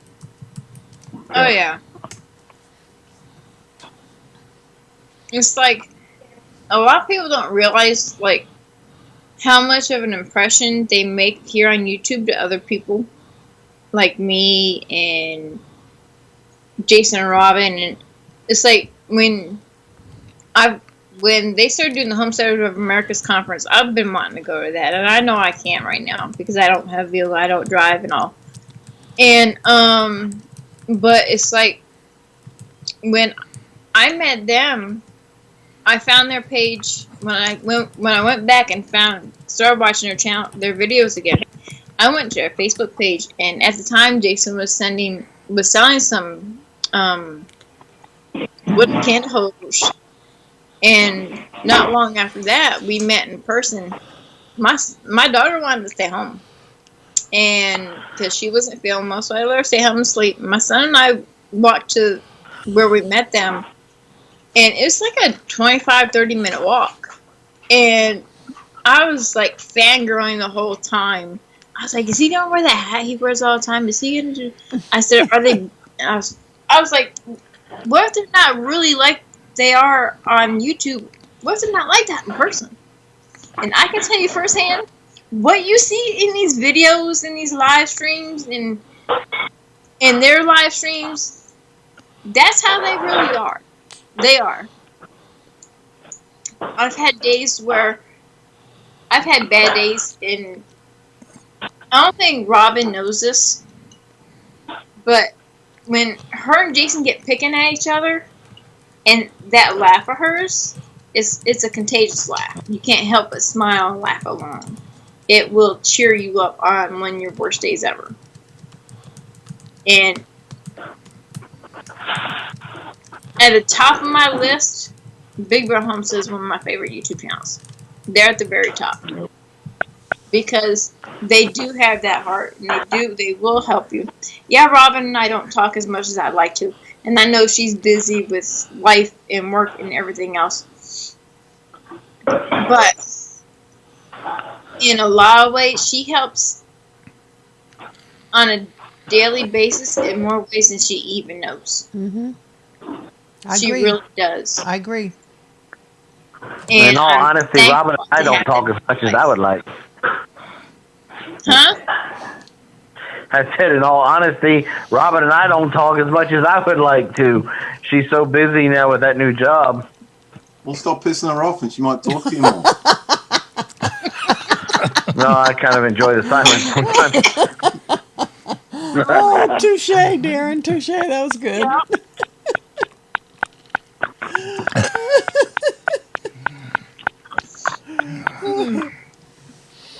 Yeah, plus with the live streams, Terry, I mean, you get to know people. And then when Yeah. when you finally do meet in person, you're already friends. You already know them. You know, you're not like strangers. I mean, Searching Sabrina, I'm going to use Searching Sabrina because she just made a comment. Last April at the Shindig in Arkansas, I didn't know her from Adam. Never met her, but, you know, online. And here this woman's coming up to me in the middle of this humongous hall, and I get hugged. And, you know, we've been best buds ever since. Now she has to bring a towel every time she comes into our live stream. I'm not sure what all that. Yeah. I'm not sure what all that is about, but you know, whatever floats her boat. Yes. Yeah, I don't I'm that kind understand. of person that shows up at these events and they're going. People are looking and going, "Who's that guy?" You know, yeah. You know, he's like Uncle Fred. You know, the one that nobody wants at the family reunion. You know, so. Crystal, she is a force to be reckoned with. I will definitely say that. Yes, and we're not hilarious, Robin. We're telling the truth. You know. Yep. It's Yeah. all true. But one thing that is pretty interesting though is Except for what Brett Broussard said. That she's a saint for what she has to put up with. She is! That woman has made. She has it made. the one thing about seeing these people online though is you don't get a real accurate sense of how tall they are or physical attributes. I mean, whoever knew that like Garden for Cheap is only 3.5 foot tall? Or Broussard's nose shows up 5 minutes before he I does. knew that one was coming. Yeah, that was coming. Don't make fun of my gnome, buddy. Well, it's like and with then, gardening here. Jason, did you see Dee's learned how to comment? garden all over again. Because See whose comment? D. stop running out Oh, last year. that's Dee's Dee's my mom from Louisiana. I really and I love her to death, but I also kind of treat her like my mom. Sometimes I don't even pay attention to what she says. What she says, stop running out of the live stream after challenging her for 30 minutes. Quiet. See, D is biased. See, D is like my mom, but she's the mom that falls in love with your wife. And so all of a sudden she like stops being your mom and starts siding with your wife on everything. So that's what D does to me now. Oh my goodness, Robin. Yeah, that's what I'm laughing at too. Oh, I knew it had to be something that was going to pop up because I'm watching the chat and it's a little delayed here. Well, it's like when I got into doing the whole homesteading thing, moving down here from Jersey, I could scrape off. I took half of my backyard and I scraped the grass off and I put it out in the field next to my house. And I had dark, rich, black dirt. Down here, I have orange cement. I don't have dirt. So learning how to garden here has been a whole challenge. And I've never shared this with anyone. I think I put pictures up on Instagram, but I didn't say how I did it. Well, I have been watching all kinds of gardening videos. And one of the ones was Jason was talking about doing leaf mold with leaves. Well, when we moved in here, it was January, and I didn't have a rake. I had no garden tools, so I was using a broom to push leaves. Oh my goodness, Brett!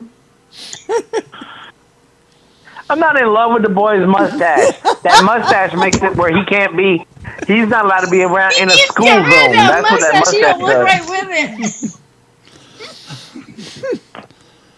He just don't look right.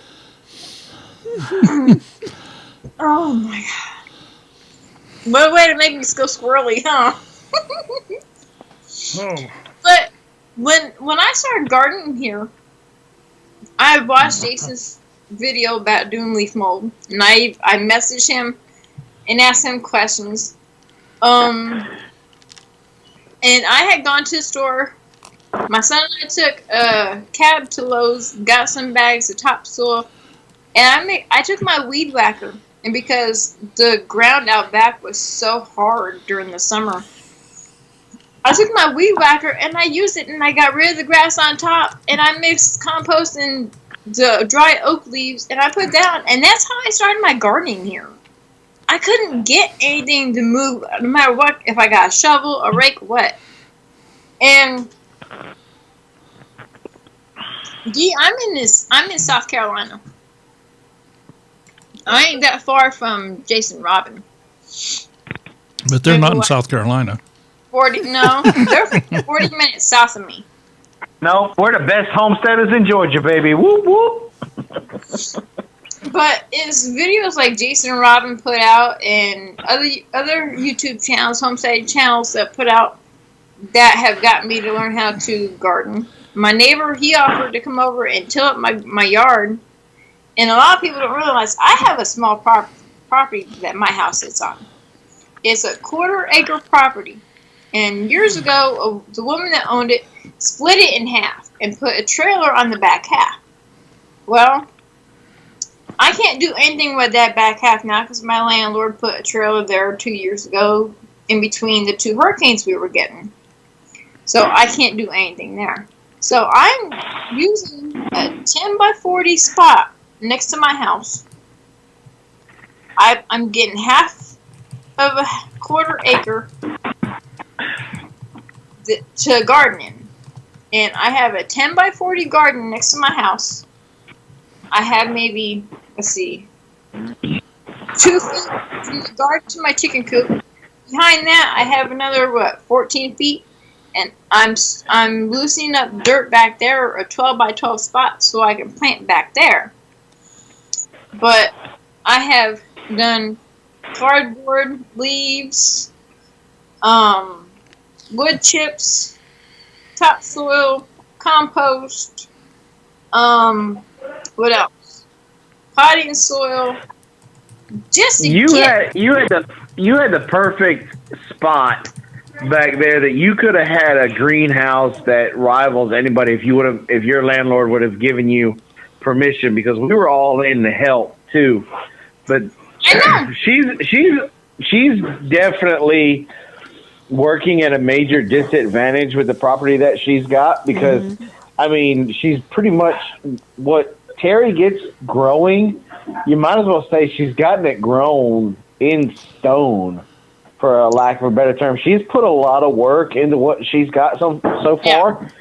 And she's come a very long way from the very first time that Robin and I went over there to visit and try to help her pick the spots and everything, and try to build up the topsoil and everything. And just the fact that if you go to her City Girl Country Heart Facebook page and you start looking at some of the pictures of some of the stuff that she's grown, I mean, and it's all she was able to do it all because of tenacity. She just never quit, and that's one of the things that Robin and I try to pass on when people ask us questions. Well, what's the first thing we should do, or what's this, or what's that? It's like, put a seed in the ground and then don't ever give up. Yep. If this is your dream and you want to become more self-reliant and more independent, then you just have to do it. Don't be afraid of doing it. And so what if you do it wrong? You learn. You know how many times in the decade that Robin and I have been doing this, if not long, it's been longer than a decade now, but because Blaze is gone. how many times we have fallen flat on our face. And that was one of the things when Terry came over to our place to visit that one time. What was it, Christmas, Terry? Yeah, Christmas 2017. That was the last time we were there. Yeah. And we just kept telling him, just don't ever give up. Just don't ever give up. And I was in love. Oh my gosh. I wanted to cry so many times walking around their property, because when my husband and I were looking at properties, we were looking at 20-acre properties, 10 to 20-acre properties. And they had the pond I was wanting. They had the animals. It's like the first time I saw a milk cow, I didn't know they were different from a beef cow. And when we were walking around their property, I asked Robin, I said, Robin, is your cow sick or something? She goes, no, it's a dairy cow. And I didn't know there was a difference. I honestly didn't know. I felt like dumbfounded. Because it's like all the different things. Like, then I started asking a whole bunch of questions, and they still had the donkey there at that time. And we were walking around the property, and Jason was telling us about some of the trees and how long the trees were there. Like, they've got that huge oak tree. It's a gorgeous oak tree. Gorgeous. And they took us all the way back to the very back of the property where the creeks are and all that. And I was just in such awe. When you're walking through there, and it's like here. They have all that granite around there. And you can see pieces of it all over the place. But like here, the house I'm in, it has, let's see, on the one side next to the street between the house and the road, there's 2 big oak trees there. There's, let's see, 1, 2, a big oak tree out directly in front of the house, like a pecan tree. And I have no grass from the corner of my house to the other side of my house where the driveway is. None. I have weeds that grow. Well, that was one of the hardest things that we were trying to help you with, was trying to find where was the best spot for you to grow something, so that way you could get the maximum amount of sunlight during the day. I think it took multiple trips over there at different times, and just trying to plot everything out, because you got that big pecan in the front and then all that stuff in the back. Yeah, and then it's like, because in 2018, the property that's right next to mine, it was, when I moved in, it was an empty lot. There was a house that had burned down there because someone was cooking meth in there, and it burned it down years before. So that went up for auction. My landlord bought it. So between that lot and this lot, I mean, if my landlord told me, he goes, if you put $5,000 down, you can do rent to own. I don't have that put down, so I got to do the rent. But if I had the money to where I could put that down and buy both these lots, that would give me, let's see, 0.57 acres. A little over half an acre between these two properties. And I'm working with a tiny section to where I have my chickens, I have my garden, I have my herb garden that's going at the very end next to at the beginning of my garden, because I'm going to be putting a lot of shade-loving herbs in there. I'm going to put shade-loving flowers in there. And doing the things I'm trying to do, it's pure stubbornness. I've always had this thing where you don't give up no matter what. And even my neighbor, he goes, you're just hard-headed, stubborn, and determined. I was like, yeah. Because if I want something, being a single mom, I have to fight for it. I have to fight for every little thing I do for my family. Whether it be trying to start a business, growing food. Last year, oh my gosh, I was so bummed out last year. I was so down and out. And my neighbor, he goes, stop doubting yourself. You just gotta be patient. Wait, it will grow. Last year, I did the whole wood chip thing with a couple inches of dirt on top. I did the cardboard, I did the wood chips, and then I went out and I made 3 trips to Lowe's and I must have bought 60 bags of topsoil and put that on top. I went and got, at a local nursery here, I went and got plants, I got seeds, you name it, I was trying to grow it last year. Some stuff did good. This year, I put almost a 50, my neighbor, he goes, I'll till it up for you. So before he did that, this is how determined I am.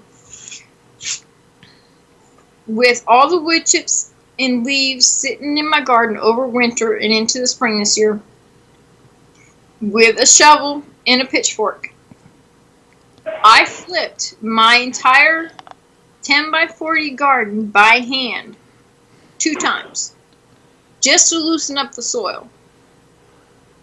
Whenever I came to tree roots, I would use my shovel and try to break them as much as I could and get them out of there. And from me flipping it twice and then him tilling the whole garden, I had this soft soil. And I don't know who the crazy woman was years ago that thought it would be a good idea to buy, I don't know if they're landscaping rocks, but they're white rocks. But she had plastic put over most of the front yard, and had sand and a whole bunch of these white rocks put in the yard.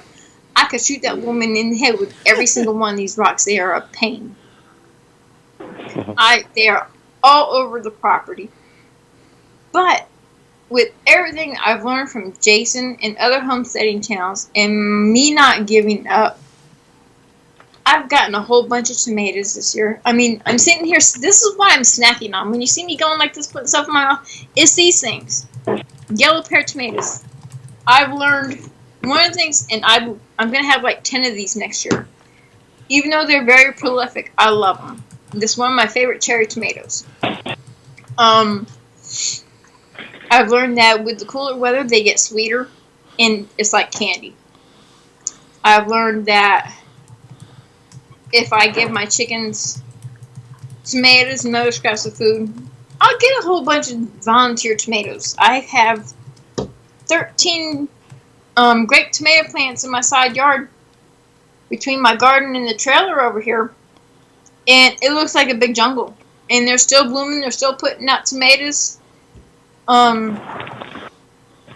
I didn't think would ever grow.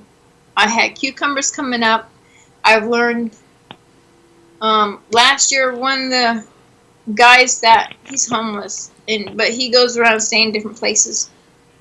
He's been very good to us, giving us things without asking, helping my son with bikes, fix his bikes and everything. And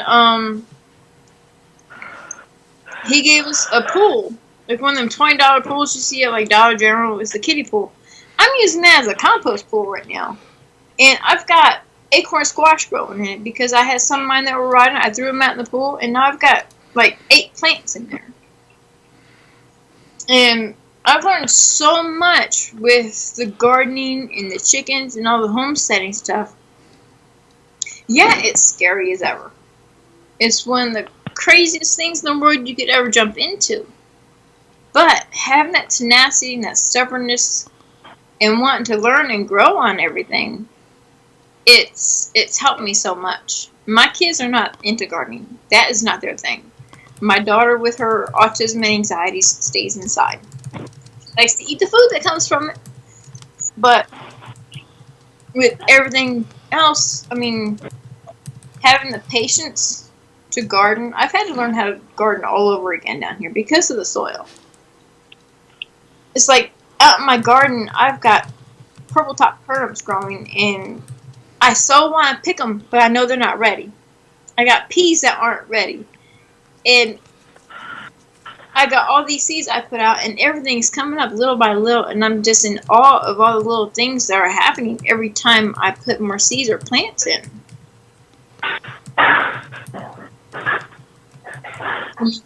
And you know what's the awesome thing about this entire situation? What? You did this all by yourself. Yeah, you asked questions. Yeah, you asked for guidance. But you didn't go on because you have a pretty big Facebook group. You do not go on there and ask, try to get people to come over and do your stuff for you. You didn't, come in there and try to get a whole bunch of people to come over and do your stuff. You, with all of the things medically that you got going on, with all the things that you got going on in your life with your daughter and your son, your teenage boy, you did this all by yourself. And that's something to be proud of. That's something that nobody can ever take away from you. Every one of those peas, every one of those, even that chicken that I give you a hard time about going out there and processing, you did it. You finally went out there and you did it. And that's some of the things that gets frustrating sometimes, is because you watch some of these people that they get like a little hangnail and then they want people to come put in their garden for them or something. You went out there and almost basically busted up concrete, turned stuff over, and got stuff to grow because you just wouldn't give up. And I'm gonna tell you, I'm proud of you. Every time I get to see the pictures of the stuff that you guys are growing, Robin and I would talk about it, and we would tell each other how proud we are of you, because you just didn't quit. And you didn't let anybody take anything away from you, and you didn't let anybody else do what needed to be done for you. You went out there and you earned that knowledge, you earned that experience, and I bet dollars to donuts that you enjoy the flavor of the food that you raised better than anything.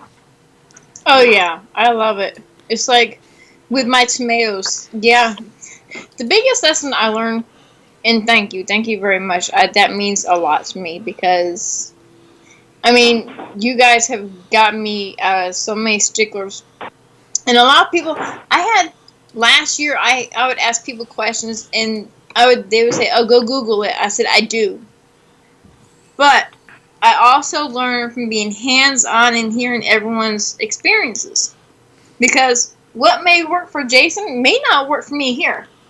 And it's like the saying goes, ask 10 farmers the same question, get 10 different answers. Because you can get each of those farmers that grows that same food, and what may work for this one may not work for the rest. Or what may work for this one, they all do. But they all help each other out.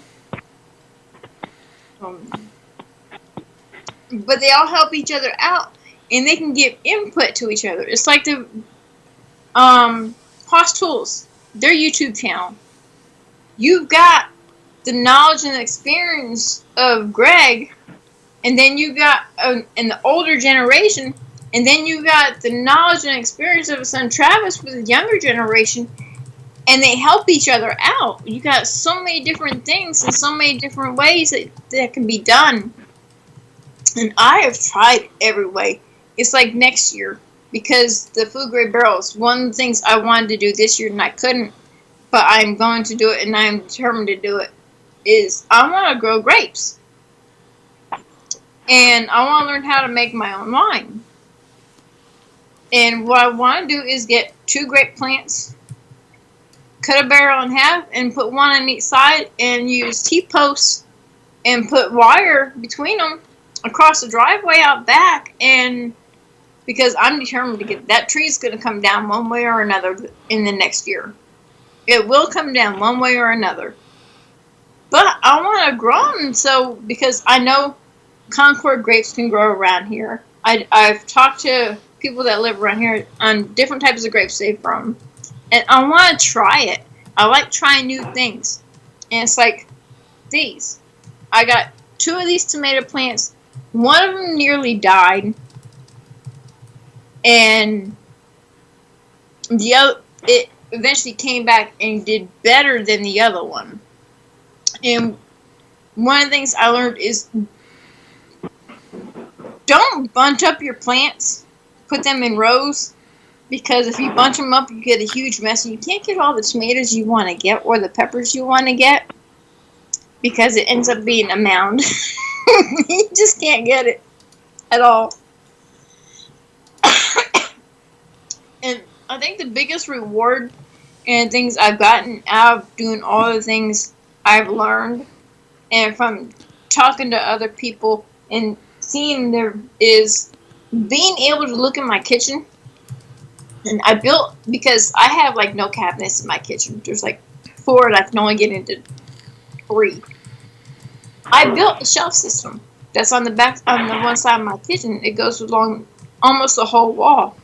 And I'm looking on there, and it's food that I either bought because I haven't grown it yet, or I've canned it myself. I'm still learning canning. I mean, this year I've tried foods that I haven't tried before. I tried turnips and rutabagas and fell in love with them.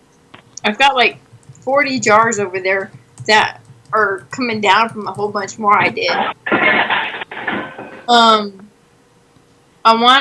I'm growing out front in the barrel next to my steps. I have 2 different types of kale growing. In the garden, I've got Swiss chard, carrots, and it's like one with the carrots. I was loosening up some of the soil, and I moved some leaves that had fallen off the tree, and there was a carrot there. I had an 8-inch carrot that was this big, and it was the sweetest carrot I've ever tasted. And it's all the things I get to try and do new things for. I want to have, in my herb garden, I want to have herbs so I can make homemade teas. Next year, a friend of mine sent me some seeds this year, and I'm going to be growing Eros Compollo peppers. I gotta get roselle seeds, because I want to have hibiscus. I want to make my own hibiscus tea and jam some jellies from that. What else was there? Was one, oh my goodness. Next year, I want to try growing horseradish. I want to try doing onions and garlic. There's so many things I want to do. I'm going to send you those pumpkin seeds. Those Princess pumpkin seeds. I got a boatload. I'm going to be doing pumpkins. I grew Robin and Jason jack-o'-lantern pumpkins their seed from a pumpkin. A friend of mine gave me pumpkin seeds from a pumpkin she grew. Well, they didn't germinate at all last year. So last year, I went and bought a pumpkin, a jack-o'-lantern pumpkin, and I cooked it up, and it was good. But I saved some of the seeds, and I grew some of them. Sherry, I'm going to want to get some of that horseradish from you, so I'm going to try growing it. It's harder than heck to dig up. That's what barrels are for. Oh, no, I mean, just the roots. I mean, they're hard to separate. Pick it up. You know what's awesome? What? Is you listen to the enthusiasm in her voice. Mm-hmm. Listen. I mean, she's a homesteader. Terry's a homesteader now. She has caught the bug. She has gone out there and caught the bug. I mean, she's knee deep in growing things now, and now she's venturing out to going to get ready to try to grow grapes. She's already got her plan, and that's one of the wonderful things about this lifestyle. that if you attack it the way that Terry has, and the way that Robin and I did so many years ago, and the way that most people do. I mean, you have your handful of folks out there that will want somebody else to do the stuff for them, and that's not homesteading. That's I don't know what that is. But you listen to the enthusiasm that she has. Listen to the pride that she has in her voice when she's talking about the stuff that she's done. This is when Robin and I talk about experiencing true freedom. You're witnessing it right now on Two Families Live right here with Terry, because she's doing it. She's gotten a taste of freedom where she doesn't have to rely on going to Ingles or any of the other Dollar General or any of the other stores that are around in her neighborhood. And I'll be 100% honest with y'all. She lives in a food desert. She lives in a food desert. And here she is growing her own food, getting healthy food, becoming healthier, and putting a smile on her face. Not only is she getting healthier physically, but she's also getting healthier mentally because she's outside. She's soaking up all that vitamin D from the sunshine. And it's like a drug to her. Now she wants to grow the grapes. Now, and listen to everything that she's saying and everything that she's putting into place.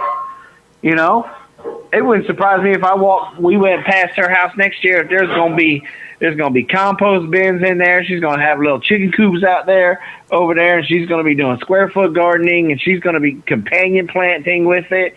And the next thing you know, she's feeding her neighbors, and now that whole neighborhood will catch the bug that Terry's got, and they're gonna end up like that neighborhood in Augusta that we helped flip, and it's all gonna be because of this woman right here on the screen right now.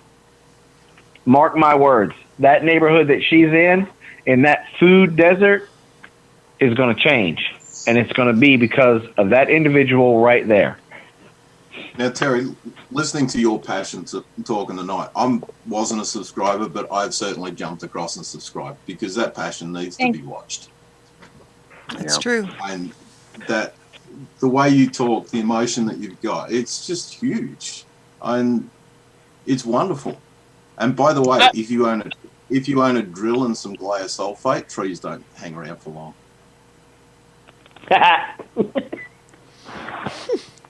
Yeah, well, she's I think that she, whether she knows it or not, but she pushed. I think push is a real strong word, but the encouragement push towards the chickens, and then I finally said, "Stop being afraid and just do it."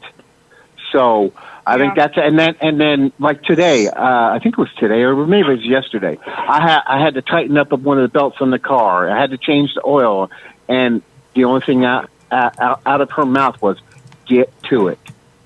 Yeah, so and just I went do out it. and did it because I'm just now getting ready to go back to work in November, and I didn't. I had no desire TJ and I to. started talking. He's like, "Well, I gotta work on the car," and I was like, "Just do it. If you don't got nothing else to do, just do it." And having that passion for things, and it's like when Jason and I were talking about with me sharing my epilepsy. He goes, "You're so passionate about sharing it." I've always shared my epilepsy since I was a little girl. I mean, I'd be 8 years old in the store after I started having seizures again. And having issues and having my body jerking while I'm walking or standing next to my dad. And someone asked, and I'd be sharing, "Oh, I have seizures. I have something that's called epilepsy." And I've always been very passionate. And when my husband was sick with his brain cancer, he goes, "Don't ever stop sharing about your epilepsy." It's like my City Girl Country Heart page. When I had found a page on Facebook called Stilettos to Cowboy Boots. The girl is up in Canada. She has scoliosis real bad. Her and I are really good friends. Thank you, Grandma. So happy. And between her and my husband, they helped me pick the name. I had all these names I wanted to do it. And when I finally came down with a name and I started putting things on there, my husband was sending me things through Facebook to post on there. And I told him, I said, I'm with me become once you're gone, I'm not going to be able to keep that page up. I'm going to delete it. He goes, don't you dare delete it. You promise me you won't delete it. He goes, I've got a feeling it's going to go good. And I had like 1,600 likes on my City Girl Country Heart page. Not long after he passed away. Within a year, I've got over 7,000 likes on that page. And little by little, it's still growing. And it's sharing the things I have grown up loving to do. My grandfather comes from the deep in the hills of West Virginia. I got redneck in me so deep it's crazy. And seeing the space and all the gardens that people had there, in the valleys of these mountains. I wanted that as a young kid. I've always wanted it. That's like my channel, City Girl Country Heart. I don't belong in the city at all. And my husband said, you belong out in the country. You're not a city girl at all. And if I could be out in the ground, outside, digging in the dirt, in the garden, or trying to figure something, yeah, I'll wear gloves because you won't see me touch a worm. It will never happen. My son found out the hard way last summer how much of anxiety worms give me. I cannot. I don't know if it's the way they feel or them wiggling in my hand. I can't do it. They go flying. They do. But it's like if I had the space, I would love to have pigs here. I would love to have goats here. If I could have a cow, I would. But I can't because I'm just on that limited space. I've got these huge dreams, but I'm doing them small scale. Well, and it's like sharing all the stuff that I learned from going through my husband being a cancer bystander. For 3 years, I've been wanting to share about it, write about it, or somehow talk about it. Well, I was telling TJ about it, and he goes, well, I'll share my story. And for 2 years... Let's do it. He goes, I'll share my story, and that's how it's changed, because for 2 years, I haven't been able to record and actually post a video talking about it because I would break down so much. It didn't feel right.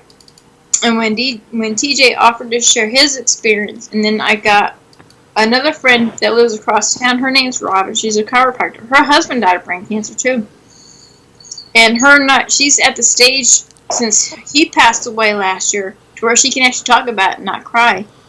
And she has a friend, their 15-year-old daughter has the same type of brain cancer her husband had. And they're asking her all kinds of questions. And like she says, I'm not going to sugarcoat it. When I put out this video, I will have a warning at the beginning of the video because it's going to be very detailed. It's going to share the good, the bad, the ugly, the nasty of brain cancer and seeing what someone goes through. And And I'm going to phrase this as nothing against anyone in the military. It's like, I can't imagine what Jason or anyone else in the military, whether you're a first responder, firefighter, police, EMT, nurse, doctor, military, reserves, Coast Guard, I can't imagine what they go through being in the military. All the things they've had, and if they go to war. And you can have your friends that can be by your side, that you can talk to and vent to, like Jason. But when you have someone that has a loved one that has gone through that with the cancer and everything, it's totally different. It's a huge type, it's a bigger type of support. Like you got the military that can support the military. It's like, I'm sure Jason has friends that he can talk to that are military, like Nathan and others that can relate to everything he went through. But And I know That as is much true. of a That is support true. as Jason is, he couldn't understand what I went through with Tony for his cancer because he hasn't gone through it. And that's why I want to share it, because I know everything I put out is going to help somebody. For yesterday, I finally did my cancer bystander support group. And because when I was talking to TJ, and I told him, I said, just do it for him to work on his car. And it hit me. It's like I was hitting myself in the head and said, you want to do this group, just do it. So I did. And that's just how I am.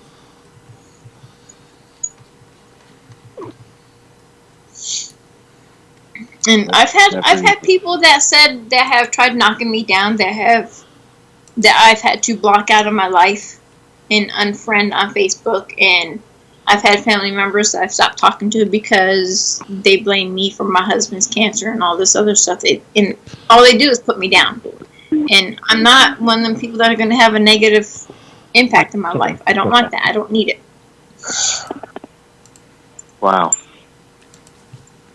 And you know what? It's like Taylor Swift says, the haters are going to hate. It doesn't matter whether you're in the homesteading community. It doesn't matter if you're in the hot rod community, the camper van community, or the community that you're creating with cancer survivors, loved ones, stuff like that. You're going to have people in there that are just going to be downright jealous and nasty, and you just gotta do exactly what you're doing.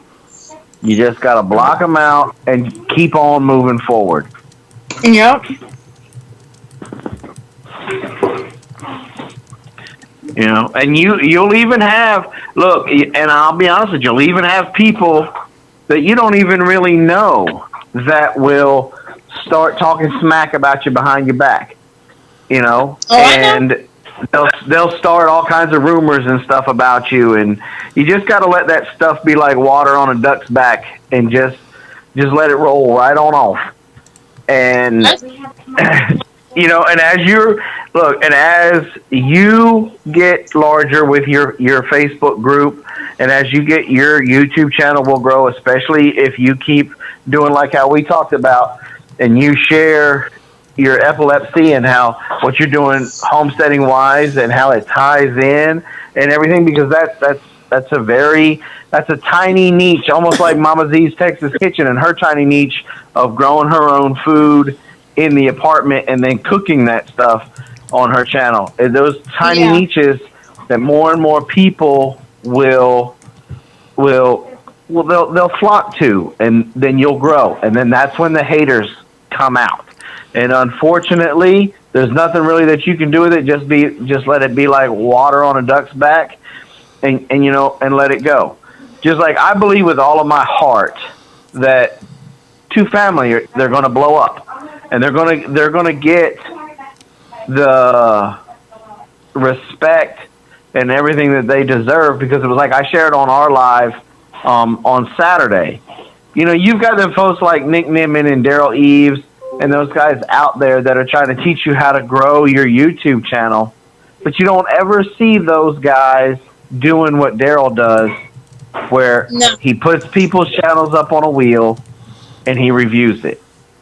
You know, and he doesn't care if you're homesteading a hot rod channel. Well, he'd probably like it more if you were a hot rod channel, because Daryl's a car guy. But you know, he doesn't care. They're there to help, and people will see that. People will see the consumers, and they'll flock to them. You know, there's some channels out there that grow because of drama. There's some because that's the whole reason why soap operas do as well as they do. Okay, is because, you know, we love drama. I think we love drama because we're like, that's not my life, you know. But at the end of the day, when people start sifting, they're going to go to the people that are passionate, like yourself. They're going to go to the people that are out there getting down and dirty with it, whatever it is that they're doing. And when that happens, and as you start to grow in popularity and more people are flocking to you, unfortunately, the haters and the trolls come. And you cannot look, and I'm speaking from experience because, you know, when the trolls really first started hitting hard back in the day, Robin and I kind of took that stuff a little bit personal, more personal than than we should have when we were younger, in the YouTube world, because we were throwing everything out there and trying to help people, grow their own food, become more independent, to live a more self-sufficient life. And then you had all these people trying to start nasty rumors and stuff like that.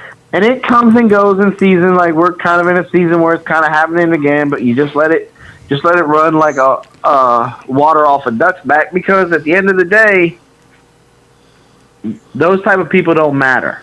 What you're doing, Terry, matters. And if they happen to even be family, just don't talk to them, because what you're doing for people that lost a loved one to cancer or are dealing with epilepsy, you could be the difference. You could be the difference between someone calling it quits and someone pushing through and going on to the next day. And you need to understand that, because you know, like when we first, way back in the day, when vets were taking their own lives, you know, hardcore, we were at like 27, 28 a day that veterans were taking their own life. We started, you remember the Insomnia Club and how many lives that touched. You're doing the exact same thing because you were a part of that insomnia. I'm pointing at the TV like you can see me. You were a part of that Insomnia Club. And you are doing the exact same thing that Insomnia Club did for vets and first responders and people that were doing the trauma. You're doing that exact same thing for folks that have lost a loved one to cancer, that are dealing with epilepsy or a kid on the spectrum, and you're sharing what you have to go through and what you go through on a daily basis. And you just don't stop. You just keep being you, and don't let those people bring you down, because don't let them put out this fire that we're hearing in your voice and in your tone. Don't let them burn. Don't let them smolder that. You keep that fire in your belly. I am. And then I can't give up, because like I was telling TJ, and I told other people with my epilepsy and with the cancer bystanders, if what I'm sharing helps one person, because when my husband was sick, I had friends in a couple groups said, "Oh yeah, you can help. You can message me." And when I started asking, because I have nobody here, I have no family here.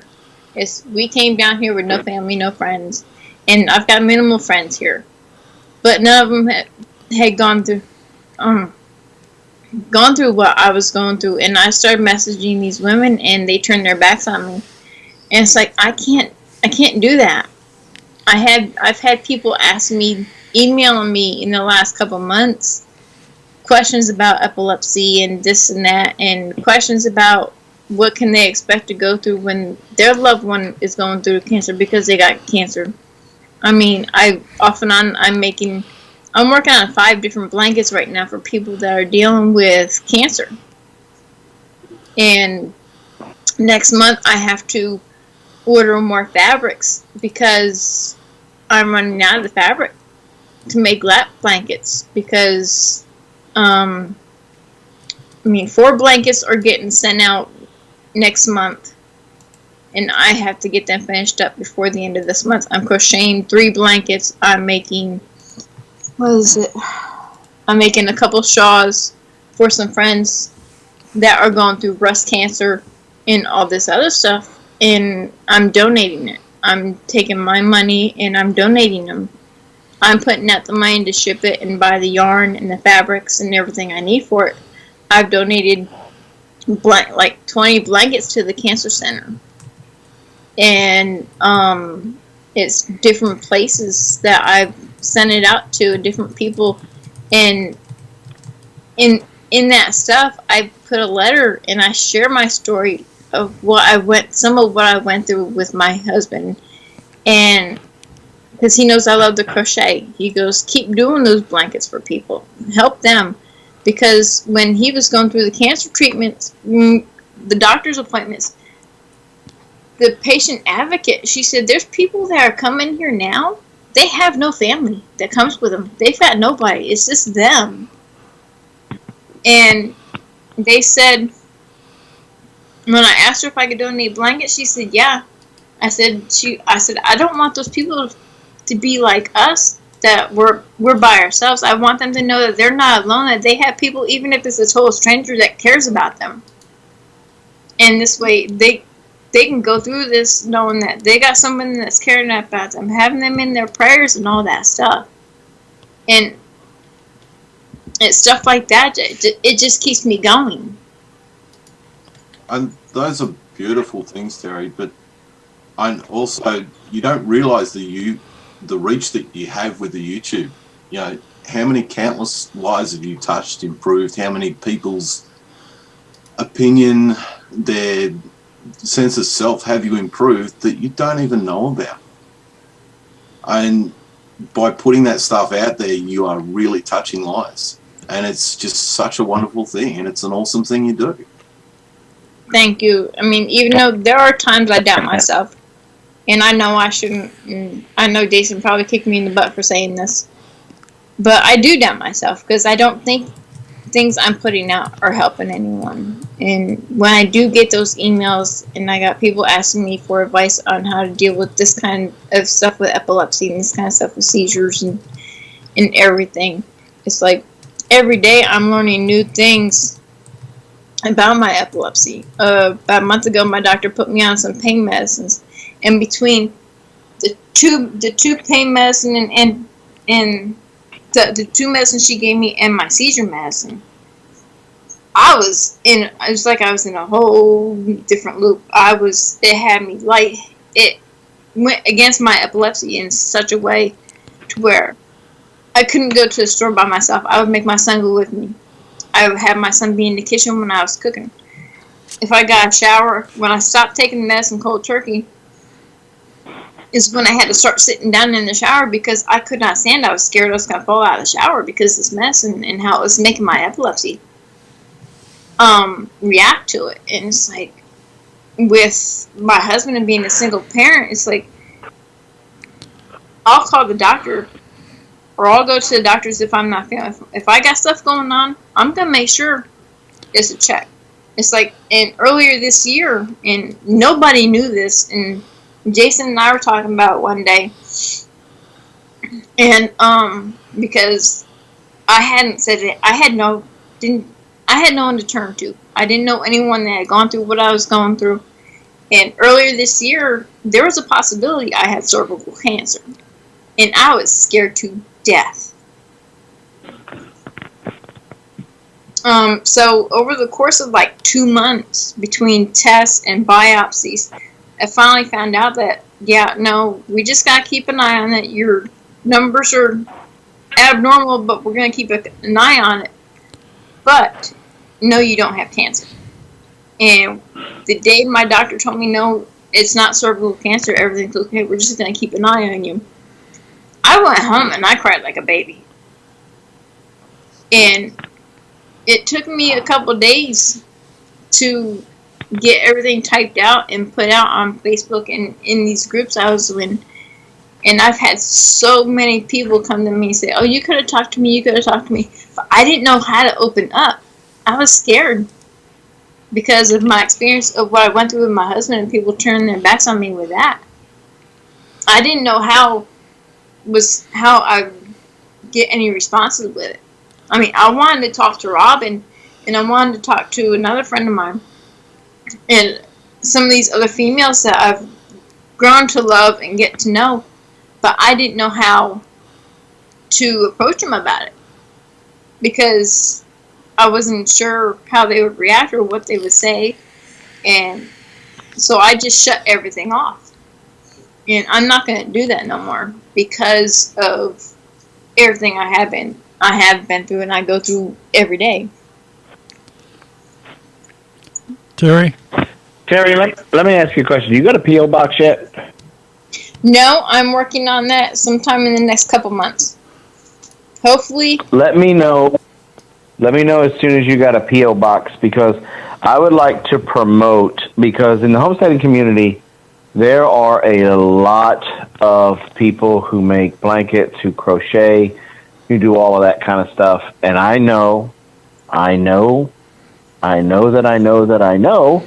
because I live with a yarn addict, that maybe we can start getting people to send you yarn and stuff for these blankets that you're making to help you out a little bit. I'm pretty safe to assume that, Sherry and Daryl's not going to have a problem promoting it. We'll promote it. And so then that way, it saves you a little bit. And maybe, I don't know, I wouldn't know exactly how to do it, but maybe there's a way that you could make it like a 501c3. So then that way, maybe Hobby Lobby and them would be able to give you the yarn to be able to do that. And maybe then, I don't know exactly how all this stuff works. I'm a dude. I I'm think just that costs like talking $1,000 out some my butt dollars right now. Yeah. That maybe some of these homesteading women and stuff that crochet, maybe they can make those little squares, or what are they called that they did it a couple of years ago? Granny squares. Yeah, the granny squares, and that. Well, let's do that in unison. What did you say? I said they did that in unison. Yep. Didn't even plan it. Well, hey, listen, Jason. I hate to put an end to this, but we've been on here for quite some time. Terry, I want to thank you so much for being here tonight. I think it's not only been very enlightening for us, but everybody in here. You bring a certain light into the room with you, and we all appreciate you. Special thank you to the folks that called in, Darren, Jason, and TJ. Folks, anytime that we do these on Monday night, we got the phone line open. Feel free to call. We don't. We'd love to have you in here. And I see we got our resident troll. Yep, we're leaving and he comes in. Has come in. Or you You're late. How dare you? Exactly. Or just decided to to talk now, maybe. I don't know. But Terry, you got any last comments, last words, or anything here? Don't give up on your dreams, ever. Don't let anyone bring you down. If there's something you want to do it. It's like I'm wanting to start a business, and the things I'm doing.